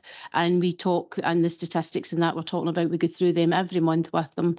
With regards to training, we have not had training provided by our trade union colleagues. However, what we do have is our trade union colleagues joining our training and looking at it as a dual approach. So we do it for that side, but they prefer that we provide the training, but they're doing it in a dual approach and supporting it there. But they work very closely with health and safety and the wider people and cultures.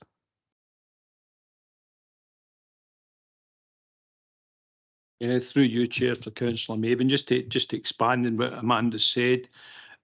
Just to give you one example, the work that we're doing currently on fire check training, because of Scottish Fire and Rescue's removal of automatic attendance on 1st of July.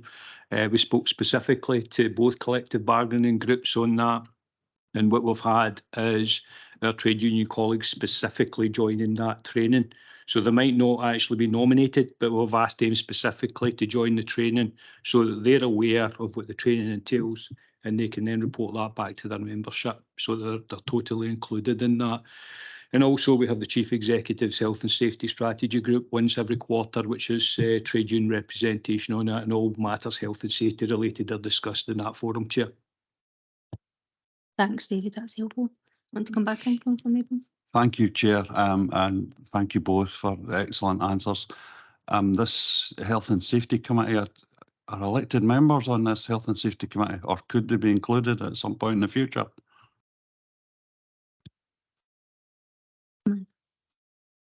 Helps if I press the speak button and not the mute button. At this point in time, no, they aren't, but I certainly am happy to take that to the Chief Exec, its officers and trade union colleagues, that's the membership. So every year, I think, if you, David will correct me if I'm wrong, we review the terms of reference, which includes the constitution of that group, but I'm happy to take that conversation in my one-to-one to the Chief Exec. Thank you, Chair. Well, part of the reason I'm asking, I'm a health and safety rep and a fire warden in my other job, working in engineering, working in the factory. And it's obviously something I'm very interested in and could perhaps have some valuable input for how the private sector operate.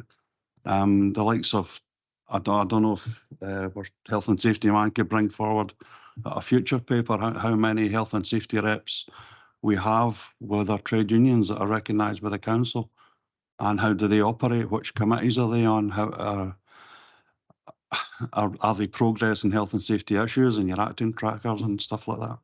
We could bring that forward for another paper in the future. Thank you. Sure, that's something David could consider. Yes, again through you, Chair. I mean, there are very specific consultation frameworks within the council, and they're covered within our health and safety standards. But effectively, what you have is the overarching consultation forum as a Chief Executive's Health and Safety Strategy Group, and that basically flows through to service and section health and safety committees, which effectively deal with service-specific safety-related issues, as you would imagine, whereas the chief executives is a more strategic group. I think that most safety representatives, most trade unions hold a dual hat. So they'll not just sit as a trade union representative, they'll also be a health and safety representative along with that. And that touches on the training that Councillor Maben spoke about earlier on. And the trade unions are very good at training their representatives up on health and safety matters. But I'd be happy to look at that anyway, Chair, and come back. I hope that additional information is helpful. Thanks, David. I'm sure it is. Okay, Councillor Maben, is that okay? Okay, Councillor Richardson. Thanks, Chair. It's just a couple of questions on page 113. Working days lost per employee seem to have increased from 12.02 last year to 14.51 this year. 14.5 days a year per employee just seems a wee bit high to me. But also one of the things that the graph below that I noticed was there seems to be a sizable spike, and the most common reason for people being off their work is personal stress, and that's accounting for just around 18,000 working days lost per annum. Now, I know that previously we'd heard that, I think, was it 1 or 2 members of staff had been brought in specifically to work on this issue, to help to work with staff and help them through the why they're off work, the issues behind being off work. I'm just wondering, are we confident that that new team, as it were, that this time next year we'll see the figures coming the other way? Through you, Chair. I would not be saying I'm confident that figures are definitely coming down because I can't predict the future, I'm afraid. I would love to be able to. So sorry if I wasn't clear in the presentation. So the statistics and the deep dive that was presented to CMT was a result of the one temporary employee being brought in and undertook the project. So that work, we've done significant amount of work, as well as the changes to the policy, which has already been presented to Cabinet. And as I say, the report was submitted to CMT, and following a good discussion with the heads of service, we've agreed to do further deep dive, which will then be presented to Cabinet after the recess. That full report will be there. I totally agree, and I don't think there's any managers on the CMT or anything that wouldn't agree that it's very high, the 14 days, and that's why we're doing the deep dive to try and understand that better. As we do it, the deeper we dive, the more complex it becomes. The differences in comparing like for like is very different, but we will present all our findings to Cabinet after recess. With regards to personal stress, I think it goes back to Councillor Maben's thing. Health and safety and ourselves work really closely to that, and David will probably, when he does his presentation, is reviewing the stress risk assessment over the course of this year. We continue that it's been in the top 5 for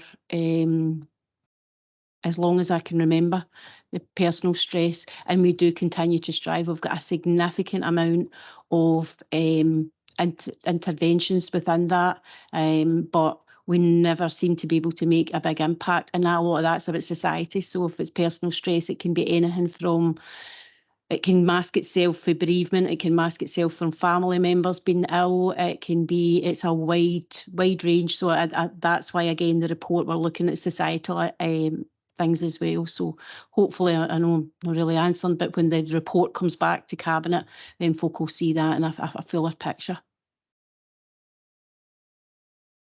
Okay, Councillor Richardson, is that you? Okay. I think that deeper dive would be really, really good, and I look forward to see what the information that brings back. But as you say, stress, it's a multitude of reasons as to why it's personal stress. It's huge. So understanding what the stress is linked to and how we can then help and link in our occupational health, etc., then that would really help, And as David says, hopefully, when we understand it and we put, resources, investment in place, the absences will reduce. Hopefully, fingers crossed, but we're not crystal ball readers. So I'm going to bring in Councillor Cogley and then Councillor Maben. Thank you very much. Thank you, Amanda, for the report, and really just to revert to the concerns about the high levels of absence. And I do recollect a very similar conversation this time last year, when we'd identified that absence seemed to be high then, and it's clearly higher now. And at that point, the new HR officer had been or was about to be put in place to look at it. So I'm delighted to hear that we will be getting some reports back on that fairly soon. What I can't see in the stats in front of us, and forgive me if I've got this wrong, but I seem to think that in previous years we also had the percentage figures so that we could see what the percentage rates were, which is perhaps easier for us then to compare with other local authorities and also perhaps with the private sector, because these workdays lost per employee do look shockingly high. And when you break it down to communities and the economy and the Health and Social Care Partnership, those figures there at 18 per employee or 17.5 per employee, that does seem incredibly high. So I don't know, Amanda, if the work of this HR officer is looking very specifically within those two areas. Thank you. Thanks, Chair. So the percentage rate hasn't been within these reports for a number of years, and that was due to the improvement service in how we calculate sickness absence. So it is calculated and compared with other councils on work days lost rather than the actual percentages. So that's why we had moved away from that. With regards to the specifics about services where it's particularly high, that was part of the discussion at CMT when we presented that report about working closer with those individual services where necessary to give them the enhanced support to help them to tackle. But I suppose the Health and Social Care Partnership, it's kind of, these are our carers who were out in the front line all the way through the pandemic, etc. So I think that's another bit for us. It's not all about COVID. It's certainly not all about that, but there is a bit in certain areas, particularly in the health and social care, where they have come through a particularly exhausting time. And I think we're starting now to see that impact, but we just need to understand it a bit better. Yes, thank you very much, Amanda, for that. And sorry, if I could just come back in on that one. As far as the stress, which is not work-related absence, is concerned, I mean, should we be looking at our workplace working from home practice, and would it be better if we got people actually back into the office? Thank you. Through you, Chair, there'll actually be a Granicus email going out to all employees, hopefully today, if not today, tomorrow, just on that matter. So we are asking all employees by the end of August to be back in the office, the minimum of their contract, but working towards their maximum and the time in the office to get that interaction and socialisation bit there. But what I would say is there is approximately 1,800 employees who fall into that category out of the 6,500. So the rest don't have that working from home bit, so there's a balance there, but appreciating that. So yes, that has been drawn up and will be issued later today or tomorrow morning at the latest. Thank you very much. Councillor Richardson and then Councillor Hogg. Thanks, Chair. That was really interesting, the working from home, because obviously in my other life I work from home quite a bit, but my other employer gives me a minimum number of days that I have to be in the office per week. So that email that's going out, what I picked up there was that there's 1,800 people that currently can work from home, but depending on their individual contracts, the emails that go out to individual employees might be slightly different. Is that right? Or are we saying that there's a minimum number of days to be in the office across the council? Or are you even able to say before the email goes out? Can say, because we're not changing anything. We introduced our flexible working policy in 2022, and at that point in time, all our employees, office staff, effectively, were categorised into 4 fixed flexible, mobile and remote. And each one of them brings with it a percentage of the time they should be in the office, a percentage of the time. And it's not all about working from home. It should be working from other work locations. So it's where's your best place to carry out your work. The working from home bit, we actually at that time deleted our home working policy. So within that category, for example, you might be, if you're fixed, you're expected to be in the office 80 to 100% of the time. If you're flexible, you're expected to be in 49 to 79% of the time. And within that, we're giving examples. We're not asking employees to work differently to their contract employment. We're just asking them to adhere to their contract employment. Thanks very much. That explains that one. Thanks, Councillor Richardson. Councillor Hogg? Hi, thank you. It's kind of been partially answered already in relation to the absences, because with frontline staff, as you say, being exposed to COVID, we do have a degree of people who will also have long COVID, and that again will increase our days off as these people struggle with fatigue, etc. So I think our figures may be looking skewed in relation to the long-term effects of COVID on our workforce. Amanda? It's absolutely correct. So it's a full category that we didn't have previous years. So we've got every day that's been lost through COVID and long COVID is days that we didn't have before. So it is again another factor that will be detailed within the report. I mean, at the end of the day, I don't think there's any organisation in Scotland or indeed the UK that isn't experiencing this from the health sector. The absences has skyrocketed. You know, retail, I'm hearing in retail as well. I mean, all different sectors of, you know, of work, etc., are experiencing the same issues. So it's no just here in East Ayrshire. Okay, so Councillor Maven. Thank you, Chair. It's just to go back looking at stress, and Councillor Richardson was right to focus in on it earlier. There's 3 different types of stress. Can you add me to the value of why we separate 3 different types of stress out? Why don't we just report them all and lump them together to get one number at the end of the day? But you've personal, and then you've work related, and then there's work and personal, which is a bit confusing. Sorry.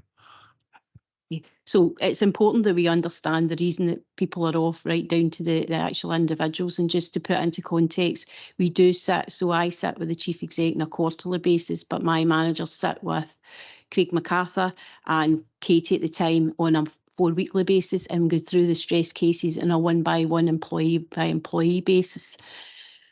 We have to report separately on work-related stress or personal stress, hence the reason we break it into those categories. The personal stress, as I say, covers a multitude. Work-related stress is where that it's on the footnote from the GP saying it's specifically related to the workplace. The personal and the work-related stress, they tend to come a bit hand in hand. And again, that is based on what a GP puts in the footnote. Now, that can be, often that is something that's happening in somebody's personal life, but an incident's happened at work and they've went off, but it's not one or the other. It's one has tipped the balance, basically, the straw that broke the camel's back. So that's why we break it into 3. 1, to get a deeper dive and an understanding, but also we go with what's on the GP reports.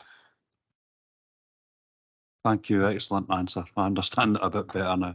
So it's on the GP, how they report it. Thank you. Okay, thanks. Any other questions or comments for Amanda on this section? No. Okay.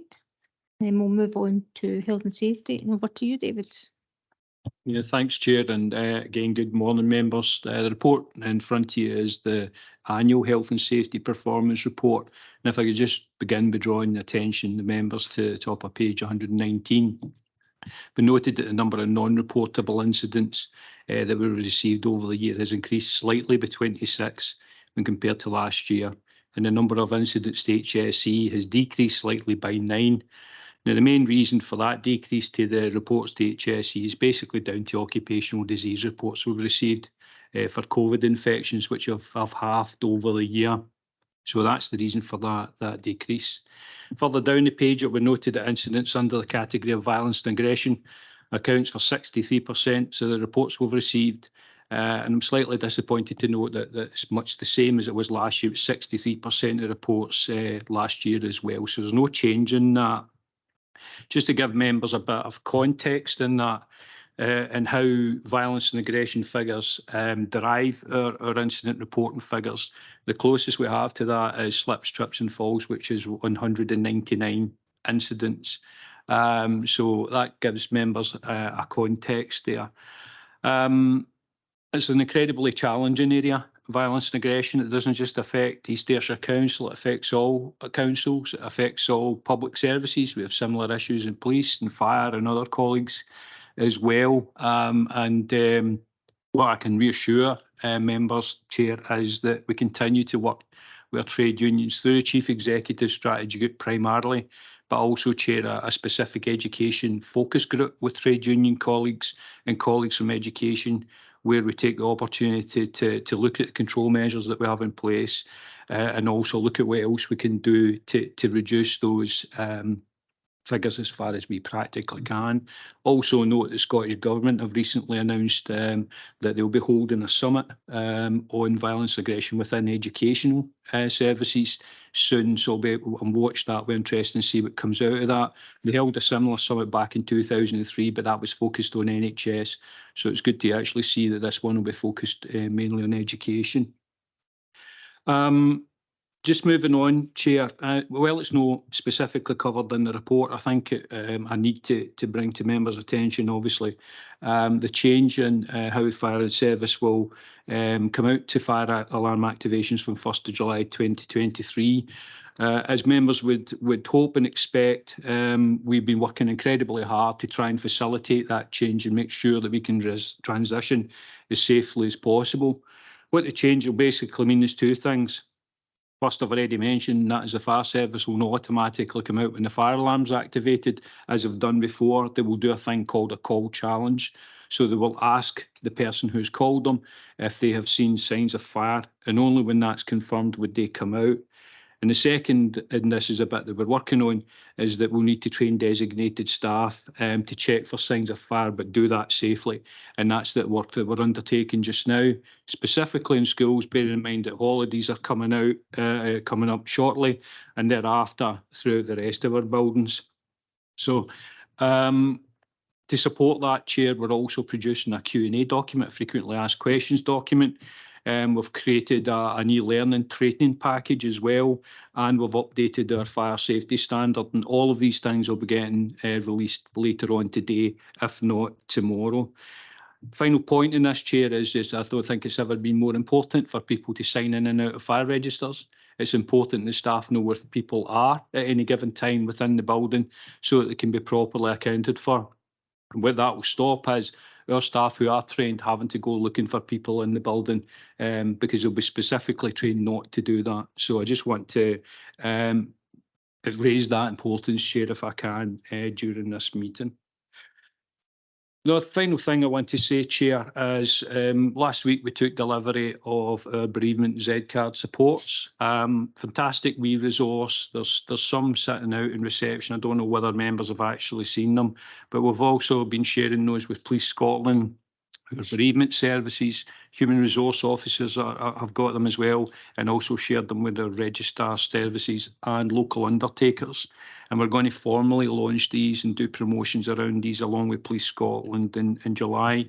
And that kind of ties back, I think, to what Councillor Mabin was saying earlier on, Chair. This is just one of the many resources that we have in place to support our staff and to support our communities, and hopefully bring down those numbers in terms of people who are feeling stressed or anxious to the point where they're not able to function properly.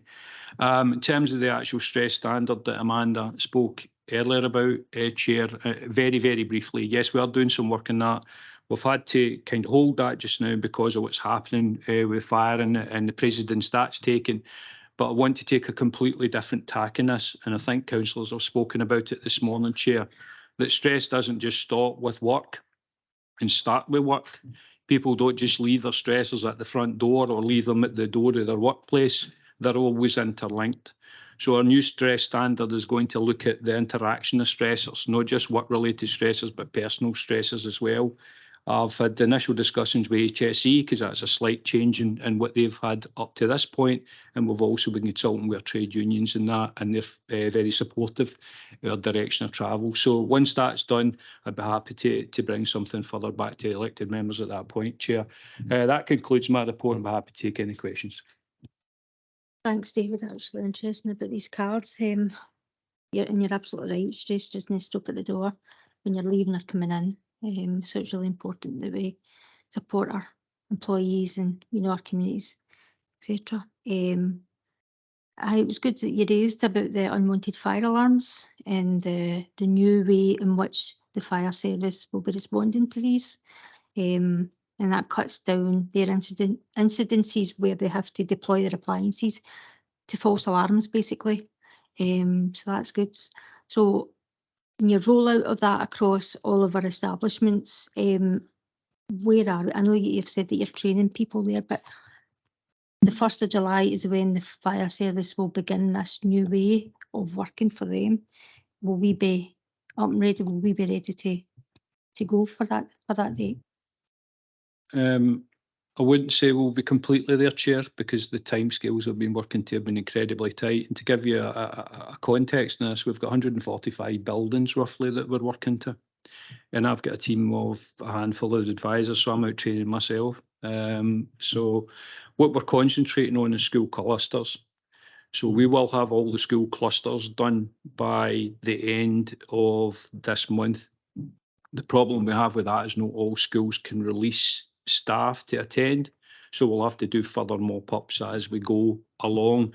This was raised with the SFRS. I wrote to SFRS a wee while back, raising this as an issue in terms of educational colleagues getting time to actually attend training because of the pressures they have, lack of in-service time, etc. But unfortunately, fire service decided that they were going to go ahead with this and stick to their 1st July date. So what I can say is we're working hard to meet that. The learning course that we're putting out is going to be mandatory for all employees. So that'll mean that everybody will do that e-learning course and will have a better understanding of what fire checks actually entail. So hopefully between that and the face-to-face training that we're carrying out, Chair, we'll be as prepared as we possibly can be for these changes when they come in. Okay, so thanks, David. Councillor Richardson. Thanks, Chair. It's just a question for David, maybe a wee bit tongue in cheek, but we've just heard how more people are going to be coming back into work in the office. And obviously last week, I know you guys, because I was in HQ that day, you did a spot check, a mock fire drill and what have you, and you checked as everybody was coming back into the building as to whether they signed in the morning. There's a serious point to this, obviously, because if there ever was a fire, you really do need to know who's in the building. So, David, how many people last week during the spot check were found not to have signed in that morning? Can you remember? I'm going to sound completely evasive here, so because I'm not the fire evacuation controller, so don't actually have that number. It wasn't very many though. Through you, Chair. Yeah, through you, Chair. Robert, how many, if any, were found not to be on either the employees list or the visitors list? We had a total of 10 that morning. That weren't signed in. That weren't signed in. I would echo everything the members have said, and my colleague David Doran has said. People think it's just bureaucracy, they think it's just a formality, and it is 99% of the time, till you're unfortunate enough to find yourself in a burning building and nobody knows you're there and knows to come and look for you, and it's the 1% of the time we're trying to guard the risk against. So I'm glad you asked it, and I hope something comes out of that, because 10's still too many. Part of the issue was it was a lot slower last week, because of course some of those who are appointed fire wardens are also still working from home. But we will overcome, and it's now out there that there was 10 that seemed to have managed to avoid signing in either, and we need to tighten up the arrangements. As you know, the reception staff do everything they can in terms of people passing them by, but they only sit at one of the 4 doors to this building. Point well made. Councillor Maven. It's on the same subject, and I had a conversation with David on last week on it. So thank you very much for your time and for that chat. Learning all the time for each other. It's brilliant. And it was on the same subject. The signage at the front door says staff and visitors. With 32 elected members here, who will tell you they are not staff and they are not visitors? So why would they sign in? So I suggest the signage on the front door needs to say all persons entering this building should be signing in. Does everyone know where their assembly points are? We do these regularly in the factory. Are we repeating the exercise, these evacuation drills for fire or gas leak or chemical leaks as we do in the factory? We do the evacuation drill. We all go out in the car park. We know where our assembly points are. Each fire warden has their roll call for the area they're allocated and checks off the roll call. Are we going to repeat this for every council building that we've got in East Ayrshire, for the Bond, for the Opera House, for all the other buildings, for every school? I expect the schools are already doing that. Yeah. Maybe bring David in. Certainly last week's was exactly that. That was a dry run or a drill for this building. My understanding is we wouldn't just protect one building or the occupants of one building, but David will be able to confirm. I take your point about elected members, whether they regard themselves as staff or visitors, but one would hope elected members would also be aware, and certainly we have assembly points for them, and member services staff are cited in that as well. It is just part of, as we've said, the transition back. And I know COVID was 3 years ago, 2 years ago, and we all want to put it behind us. But as we've heard in other areas, the impacts continue. And some of that is picking up and trying to address some of the unseen impacts around, as I've said, the basic things like the man with the clipboards actually working from home, so who's actually checking everyone else in and out. So, you know, it's all just coming back now, and it's all part of the process of striking the right balance, as colleagues have talked about. But yes, David can confirm in terms of the regime or the approach with drills, but my understanding is they're carried out in all buildings on a regular, I mean, I'm not going to say monthly, but at least annual basis. Through you, Chair, yeah, and it depends what the building is, as you would imagine. That the rules around evacuation drills for our residential premises are far more strict than they are for if you like, our office buildings. So we'd expect at least a 6-monthly drill in our offices and our schools. More frequently in our residential premises, and issued a bulletin recently just to confirm with people the importance yet again of signing in, and that's without exception regardless of who you are. But taking board the point more broadly, Chair, raised by Councillor Mabin about the signage at the front door, and I can work with Robert to get that changed. Thanks, David, that would be helpful. Are there any other comments or questions? Oh, Councillor Lennox. Thanks, Chair. I was just wondering, it's an interesting conversation about the folk signing in. I just wondered if there was an opportunity to use the badge access for fire purposes or fire drill purposes, because everybody that gets into the building, London Road especially, needs to use their badge to get through the front door, and it might be worth extending that to some of the other doors that are not manned. So I just wondered if that was an option. Yeah, David. Well, everybody with a badge can access any of the 4 accesses to the building with the badge. It's not so much just about employees with badges not signing in, that can be part of it. There's been more of a move towards this building being used as a training facility for other colleagues from other services based in other offices whose badges won't be chipped for this building. So the 10 folk we're talking about, I don't know what the split was. Some of them may well have been badged and just didn't sign in, but they're based here. Some of them may well just have been visitors here. And then it depends. If they're attending a massive event in here, it's easier for folk to slip by without being seen. If they're attending a training event in another corner, then folk will come and meet them, and there can be slippage between, you know, them signing in if it's busy out there. But the staff do try and catch everybody that they see coming in. But sometimes you can have folk coming in and you've seen the signs in terms of tailgating, which is more for security purposes. Don't let anyone just walk in behind you and assume they're chipped and friendly. So all of that is drilled into folk, but at the end of the day, as we've established, you can only go so far, and unfortunately there are always some people who don't think the rules apply to them, and we need to keep pushing that for the reasons we've said, because it's not about compliance for compliance sake, it's about fulfilling a duty of care that would hopefully make the difference between loss of life and no loss of life in the worst case scenario, where there is a fire in one of our buildings and we literally don't know there are people in certain parts of that building because they haven't bothered to sign in when they arrived.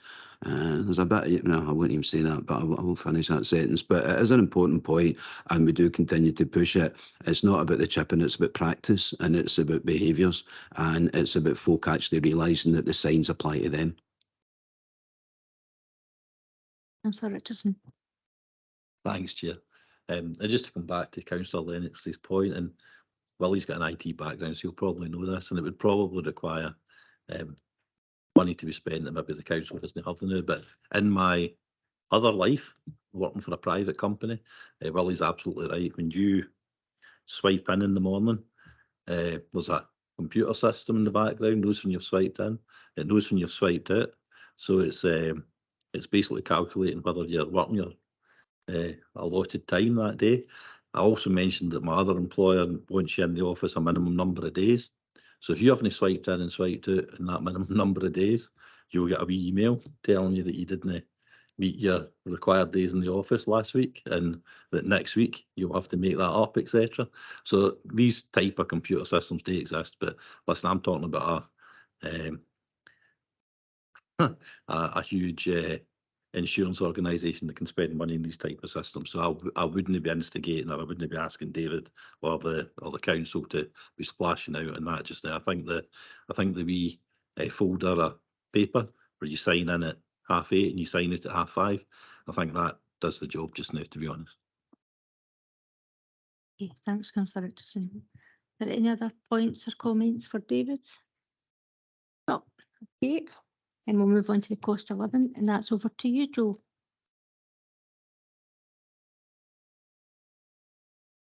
Thank you. Good morning, everyone. Sorry, I couldn't find my mic button there. I'm delighted to report on progress on our cost of living programme that you've all been very involved in. The update report begins at page 122 of your report, and that table on page 122 demonstrates the spend against the agreed plan to date. You'll see that in the large majority of projects, spend is on track or indeed complete. One or two areas where spend has not been on track, such as at section 4, funding has been reallocated to other areas. So in the case of section 4, that £10,000 has been reallocated to East Ayrshire carers. So in total of the commitment made back last year, we allocated £2,800,900 against these work programmes. At the point of writing the report, £2,718,970 has been spent. So just to draw your attention to some highlights of the work over the last few months, you'll recall the programme agreed to place financial inclusion workers in all our school clusters.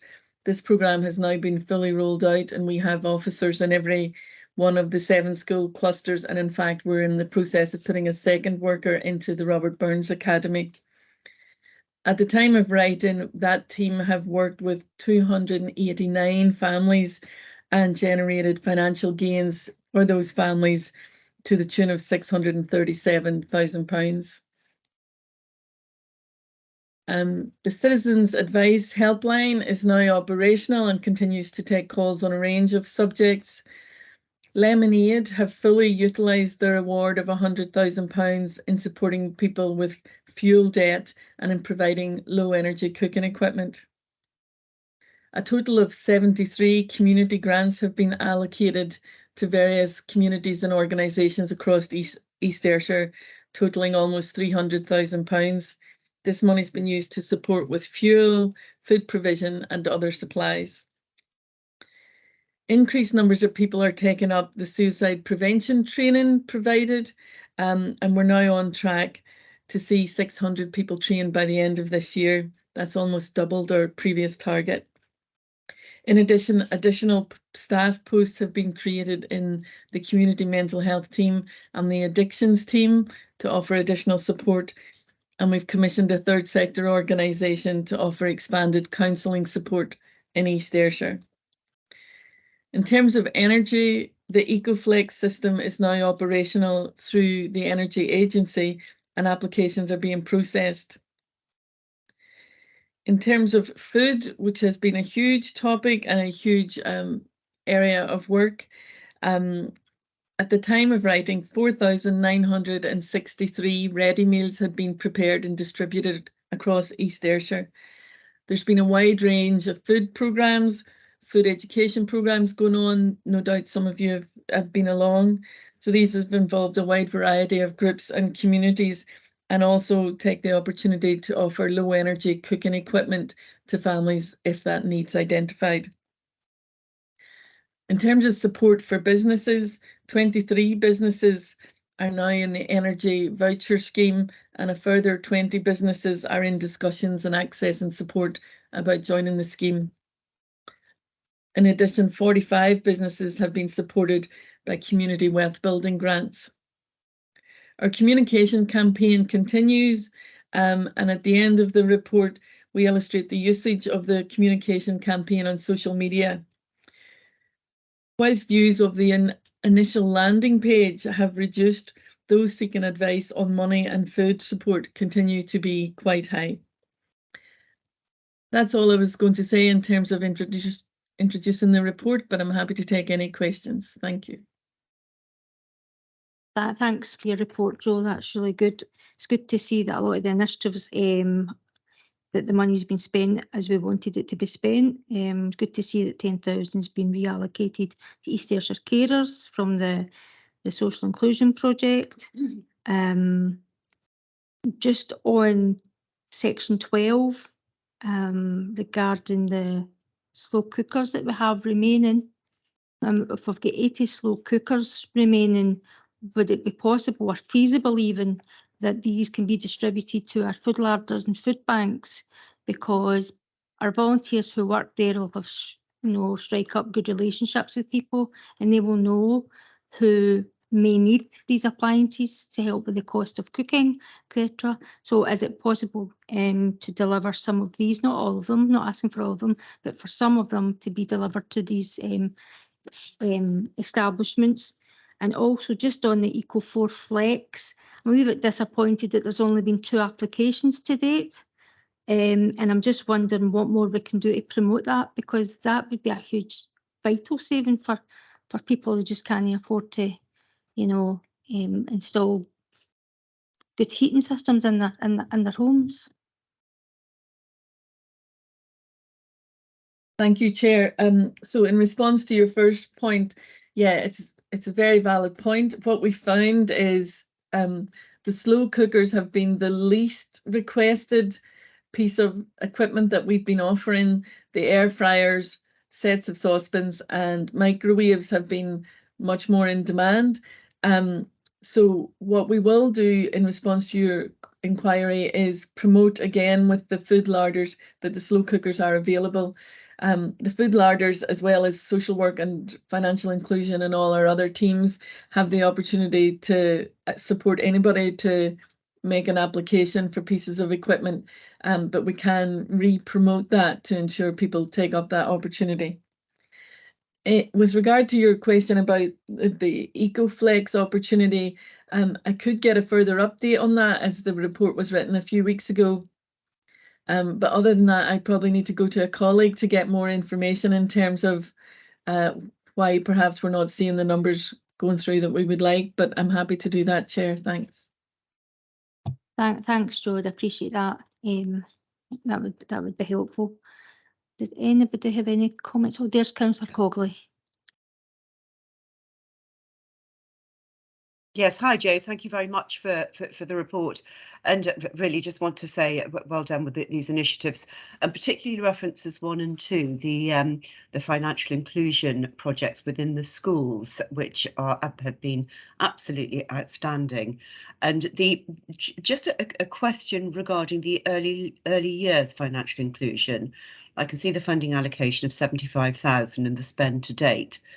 And then the figure goes, but that spend to date figure looks a little bit low. Are we doing enough to promote this within the early years? I wonder if you could just respond to that, please. Thank you.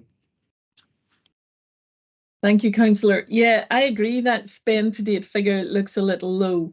We know we have 2 workers in the early years centres completely focused on this work, so I don't understand why that figure's so low. I will check that and come back to you. Thanks. Thank you. Thanks, Joe. Are there... Jenny says she wants- Oh, Jenny, you want to come in? Yes, thank you, Councillor Cogley, through you, Chair. Just to say that in every early childhood centre there is a poster with a QR code linking directly to the financial inclusion web pages, and that is at the front entrance of all our early childhood centres and also our funded providers. And we also have posters in all staff rooms, so information and updates are shared regularly with our providers for onward issue to parents and carers. So that includes information about when there's claim deadlines for particular benefits, whether that's approaching or has opened. And also our glow space in our early learning and childcare tile has a space for all information that is shared and stored for reference for all of our early learning and childcare staff. So again, it might just be in terms of parents wanting to uptake that at a particular point, but the early childhood centres are promoting it both directly in establishments, but also through our community practitioners as well. And health visitors, I'm assuming, will be picking that up as well. Thank you. Thanks for that additional information, Gina. That's helpful. Councillor Cogley, do you want to come back in at all?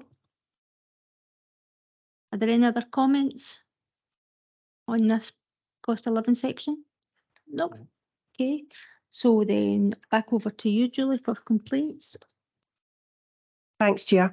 Page 128 details information of the complaints for Q4 and notes that 34 complaints were received and 7 carried forward from Q3. The report notes there's been a marked decrease in complaints in 2022 to 23 compared with the previous levels.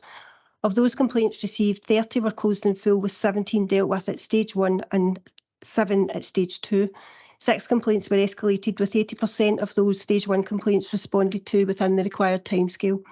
The bottom of page 128 details some of the improvement actions we have taken as learning from complaints, and these will be taken forward by the relevant services. Chair, I'll move on to risks if that's okay. Yep.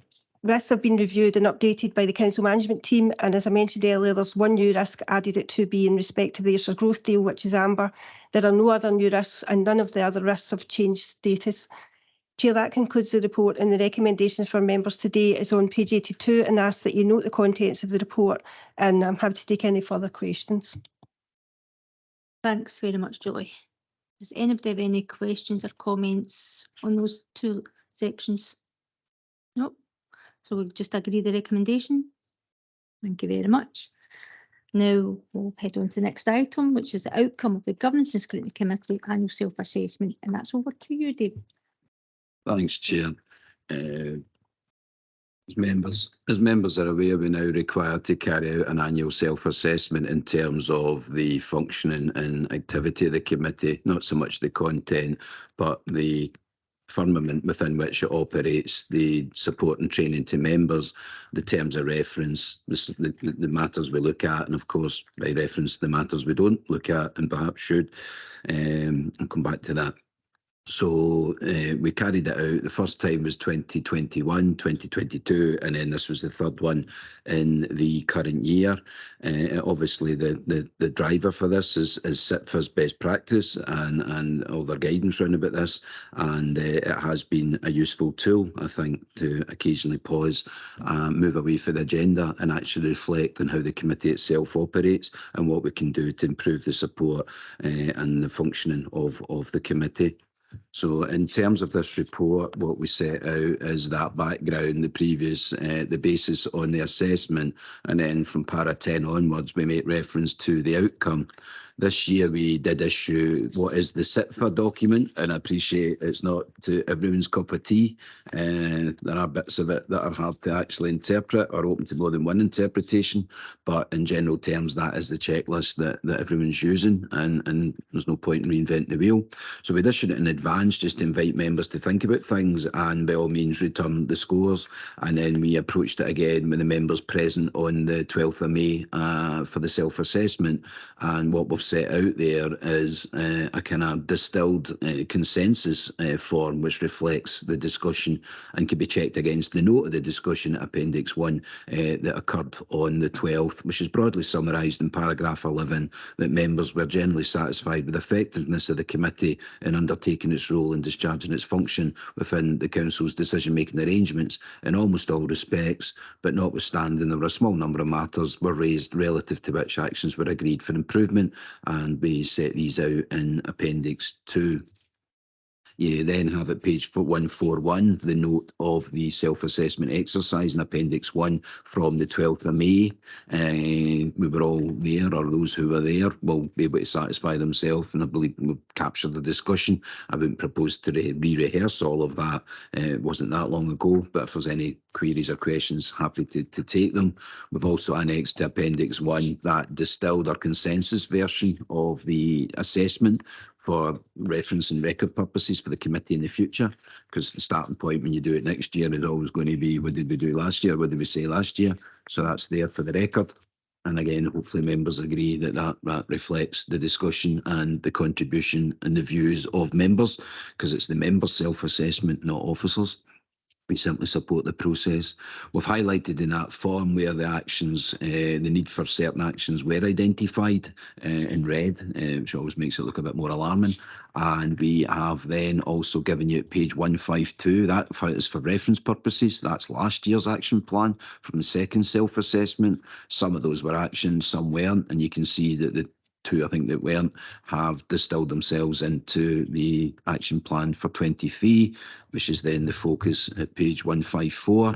And in essence, where are the areas for improvement, or where are the outstanding actions? The first one is a bit of a, depends on folks' view. It's the SITFA view that committee should at least consider the inclusion of lay or co-opted members onto its audit and scrutiny committee or committees.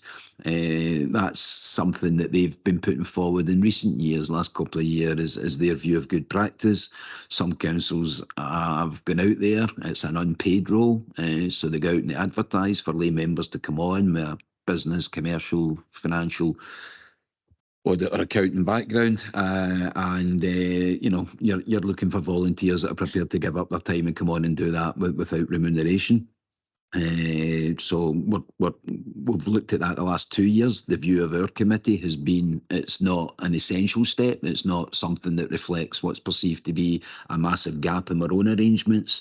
Not so clear. I think everyone can see in general, well, it might add some value, but is it guaranteed to add value? So it's a kind of suck it and see approach there, which is if other authorities are going first, maybe see what their experience is. Can they attract lay members? Can they retain lay members? Is there a sufficient interest there? So the view of the committee was that we keep that one on the table and we can look at that and revisit that again next year and see what the context is, what the experience has been elsewhere, and whether there is any change to the conclusion reached this time that it wasn't a necessary one or deemed an essential action or a need for action at this point. In terms of the next one, we always try and provide the appropriate support and training for all members to help them fulfil their roles.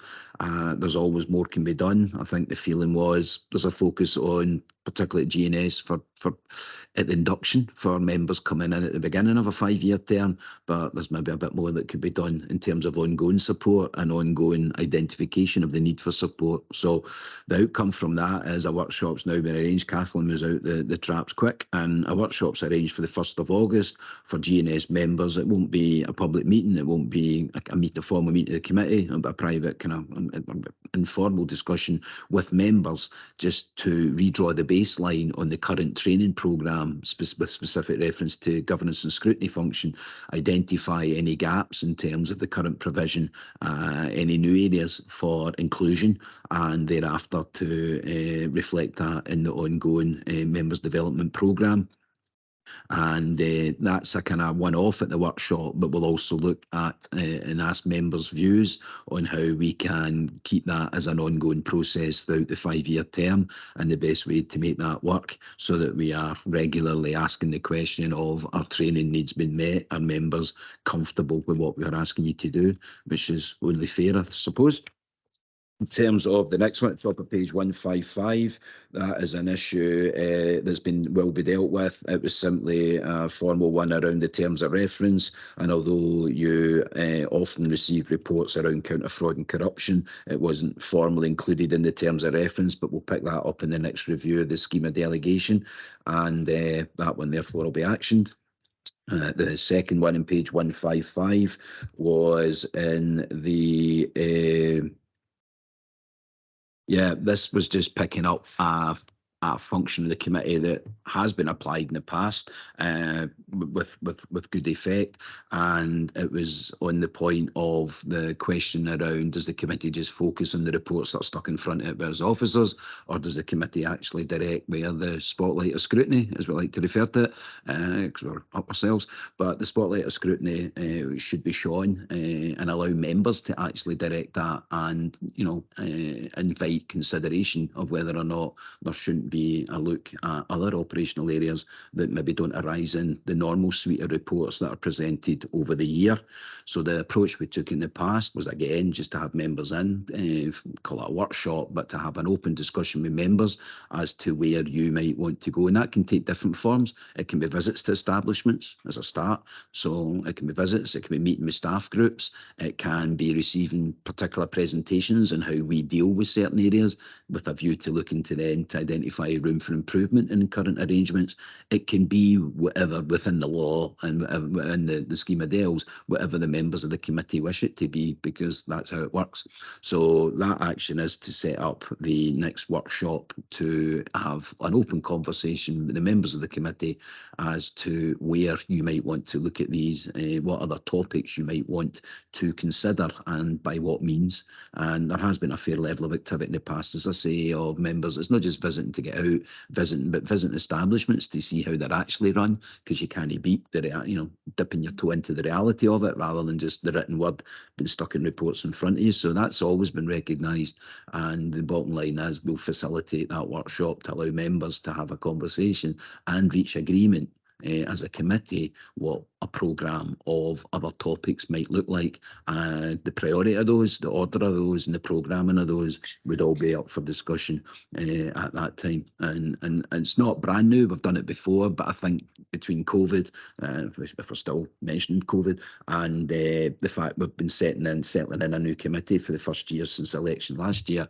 it's dropped a bit, but we're quite happy to bring that back, and members were quite happy to see that come back, and we'll arrange that workshop as well. Date still to be confirmed. And the last two on page 156, this is one of those where you read the checklist and it's hard. I don't even know which way is up. Everything about councils is about being open, transparent and accountable in everything we do, and reporting everything. I wouldn't ad nauseam, but reporting everything in a fit and appropriate manner in the public domain wherever possible. So you wonder what circumstances would require for the committee to meet in private with external auditors, because the normal perception of the public is if meetings are taking place behind closed doors, it's because there's something we want to keep secret. So my view is the need has never arisen for the committee to meet privately with external auditors or the head of internal audit. But as members are well aware, both the head of internal audit and our external auditors are frequent attendees and visitors and presenters at this committee, and there's plenty of opportunity for interaction and engagement, plenty of opportunity for the external auditors to see how the committee functions, and having had that opportunity over the years, and we have had a recent change auditor, neither the outgoing one or the current one seem to have any issues or concerns about the manner in which the committee functions. So we were not clear from the SITFA guide as to what circumstances, and therefore is it a good thing or a bad thing that you haven't met in private? And I'd actually submit it's a good thing we haven't had to meet in private, but it becomes a matter of interpretation. So for that one, we're just going to actually seek that clarification with SITFA in terms of, is that a relevant question and which way is up? So we'll come back with that if we ever get an intelligible answer. The offence to SITFA. And then the last one is one that arose last year, and we have now actioned it with agreement of this committee, which is a simple one, is kind of standard tool in terms of measuring any performance of anybody or any committee, is do you obtain feedback? And while the opportunities are limited, we've identified certain opportunities to do that. So anyone that's interested enough, and I'll choose my words carefully, interested enough from the public to view the delayed recording of G&S committee will now be invited at the end of that viewing to submit any views on feedback on the operation of the committee from their perspective. We will be also similarly inviting feedback from elected members who aren't members and from relevant officers, on the basis that really is for a committee that's function is to keep the council safe and compliant, then it is more of an internal audience, but we've included the public members and officers. We've now implemented, or Stuart's putting in place, the arrangements that were agreed at the workshop, and we will obviously report back on a routine basis any feedback that is received by any of those means.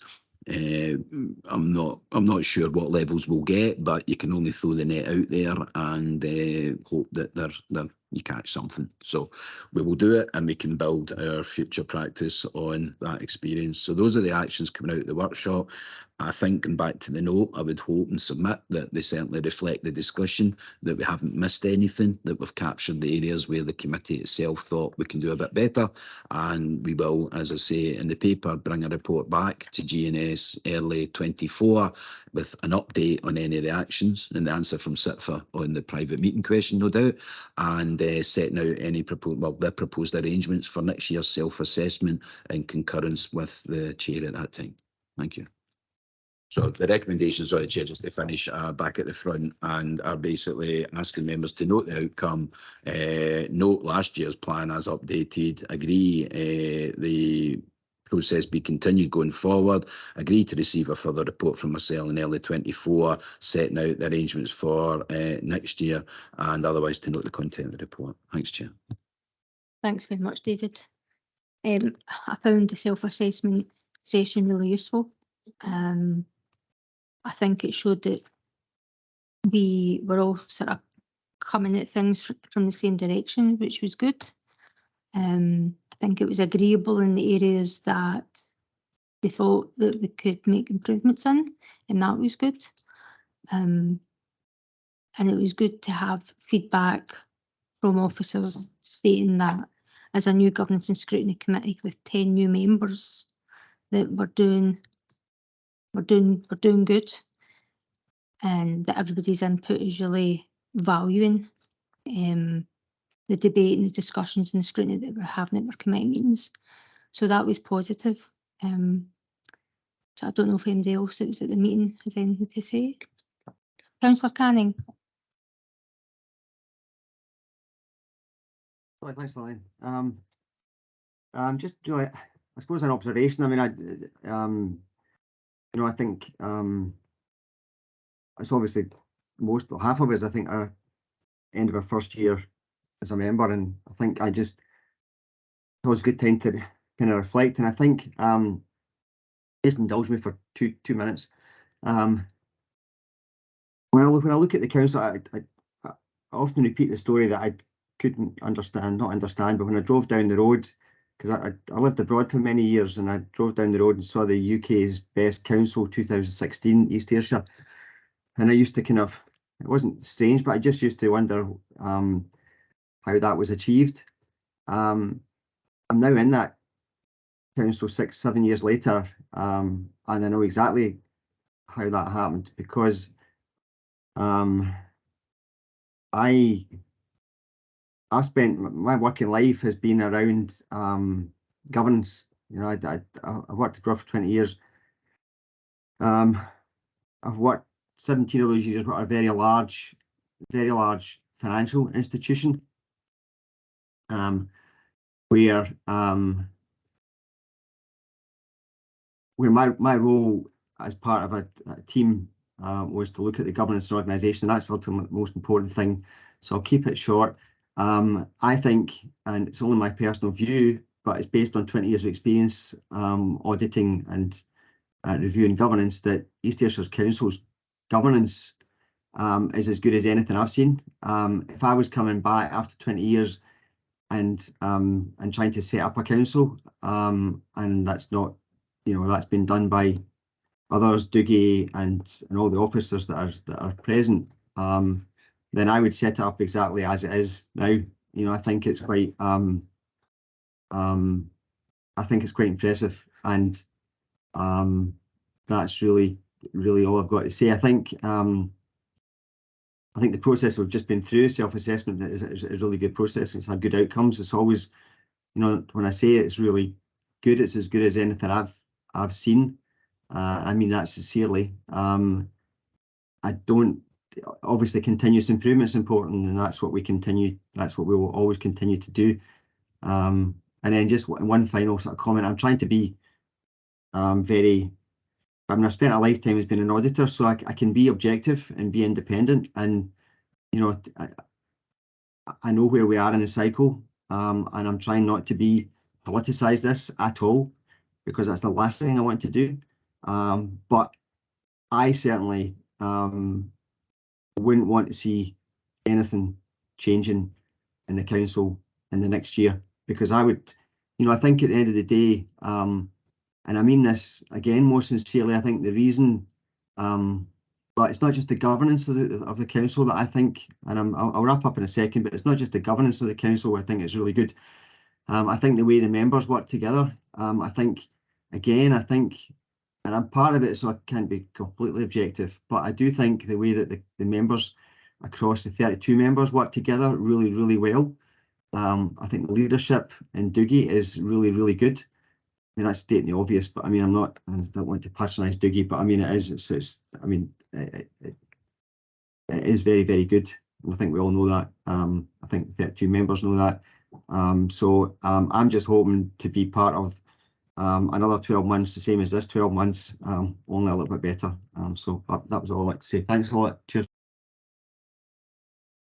David, do you want to come? Thanks very much, Jen. Thanks, Councillor Cannon. I won't say much. Obviously, governance is in my job title, and we've spent 27 years building up the current arrangements.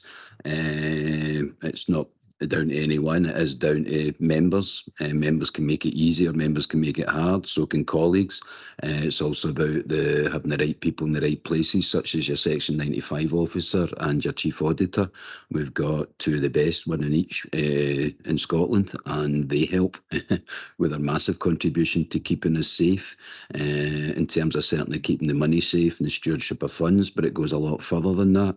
I would echo what you're saying, and I would simply say probably the best analogy is if you think of the council as the vehicle, then I would genuinely put forward, not just from my own perspective, but on behalf of the colleagues and other services I've mentioned, that we probably and hopefully do have something more akin to the Rolls-Royce level of governance, because as public authorities, we absolutely need to.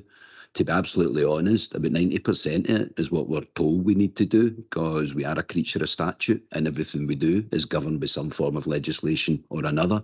So there's often a starter for 10.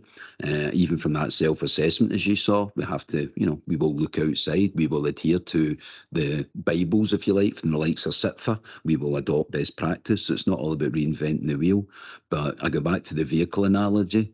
It's a Rolls Royce, regardless of whatever, whoever may be in control of the vehicle at any given time.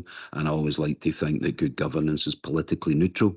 It's always in the interests of every council and any administration of any council to maintain the highest levels of governance, regardless of who may be in charge of that council at any given time. So I would certainly echo your general comment that if it ain't broke, not just if it ain't broke, don't fix it, but if it's operating well, then let's not fight to hang on to it, but let's make every reasonable effort to keep and build, because complacency is the other concern, Chair, as well. And we're always trying to guard against that, as you can see, even from the self-assessment. So thank you for that. Thanks, David. Councillor Richardson.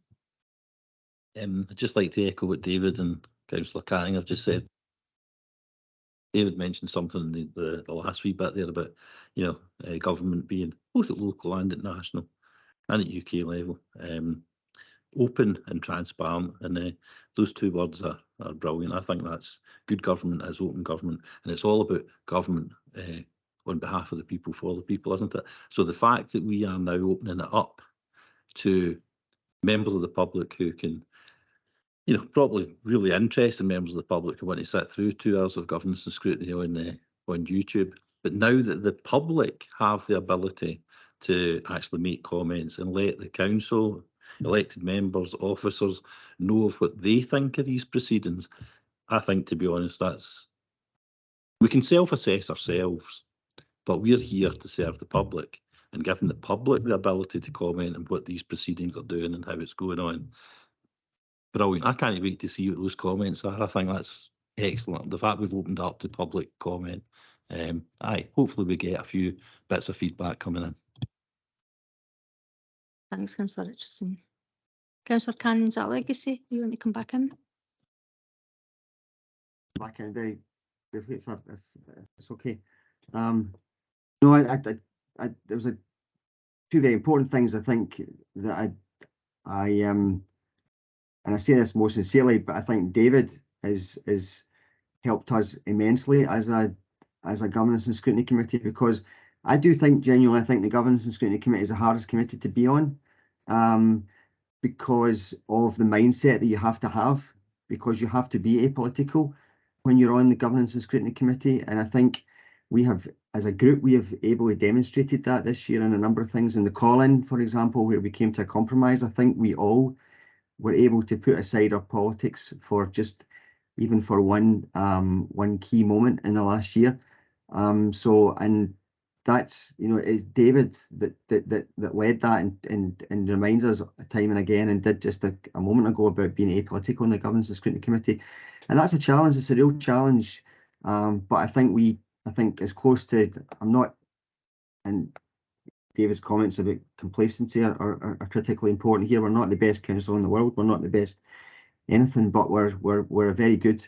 But we need to improve, and that's why for the self-assessment and the point about opening up the scrutiny. I just wish, I think sorry, two more very quick things. One is, I think his comment, the reason I can be quite so assertive about my conclusions are because I hear all the time from, our internal audit winning awards. They get feedback from Scottish Government, so we know we're doing the right thing because we're getting that reassurance from outside. And I think I'd also like to thank Ailey. I think I do wonder sometimes how Ailey does what she does. I mean, she's not just auditing here; she's auditing AJVB and the Ayrshire growth deal and all sorts. I mean, and yeah, it's very, very impressive, and I just want to thank Ailey as well for that. And the final comment is, I do think we need to shout a bit more about how good we are. I think I was speaking to Tuesday rather, to James McKee, who you'll probably know is leaving to go to Renfrewshire Council, and I met him for coffee on Tuesday, and he told me that we had recently, we're the only Scottish government, or the only Scottish council that were involved in the UK digital delivery strategy. I think I'm right in saying it was just at the end of the conversation, but I think there's a digital delivery strategy, which really at the end of the day is a very, very critical piece of work for the UK government. And East Ayrshire Council were the only council, if I'm right, if I remember what James said, we're the only UK council involved in that. And yet I haven't heard that, so I think that's another kind of accolade. It's another assurance that we're doing the right thing, because digital delivery is key, and we're doing a really good job. But you know, and James is all around digital poverty and all the things that we're interested in, digital equality, digital inequality. So I think if we could shout a bit more about how good we are, I think that would be really good. So I think that's all I wanted to say. Thanks very much. Thanks very much, Councillor Cannon. Okay, folks. Councillor Lennox. Not the length of the winter, Chair, but while we're just patting ourselves in the back, it'd be remiss if we didn't mention the work that you do. So I'd like to thank you for your work as the Chair, doing a good job. Difficult job at times, but you've handled it well. Well done. Thanks very much, Councillor Lennox. That's very much appreciated. Thank you very much. I'll second that. All right, thank you. Yeah, I'll add to that as well. Well done, Lillian. Thank you very much. Thank you very much. Okay, folks, can we agree the recommendations for the self-assessment? Okay, thank you. Okay, and everybody have a lovely recess and get your energy for the next term, because the second term is always the hardest. Thanks, Lillian. Thank you. Thanks, everybody. Bye.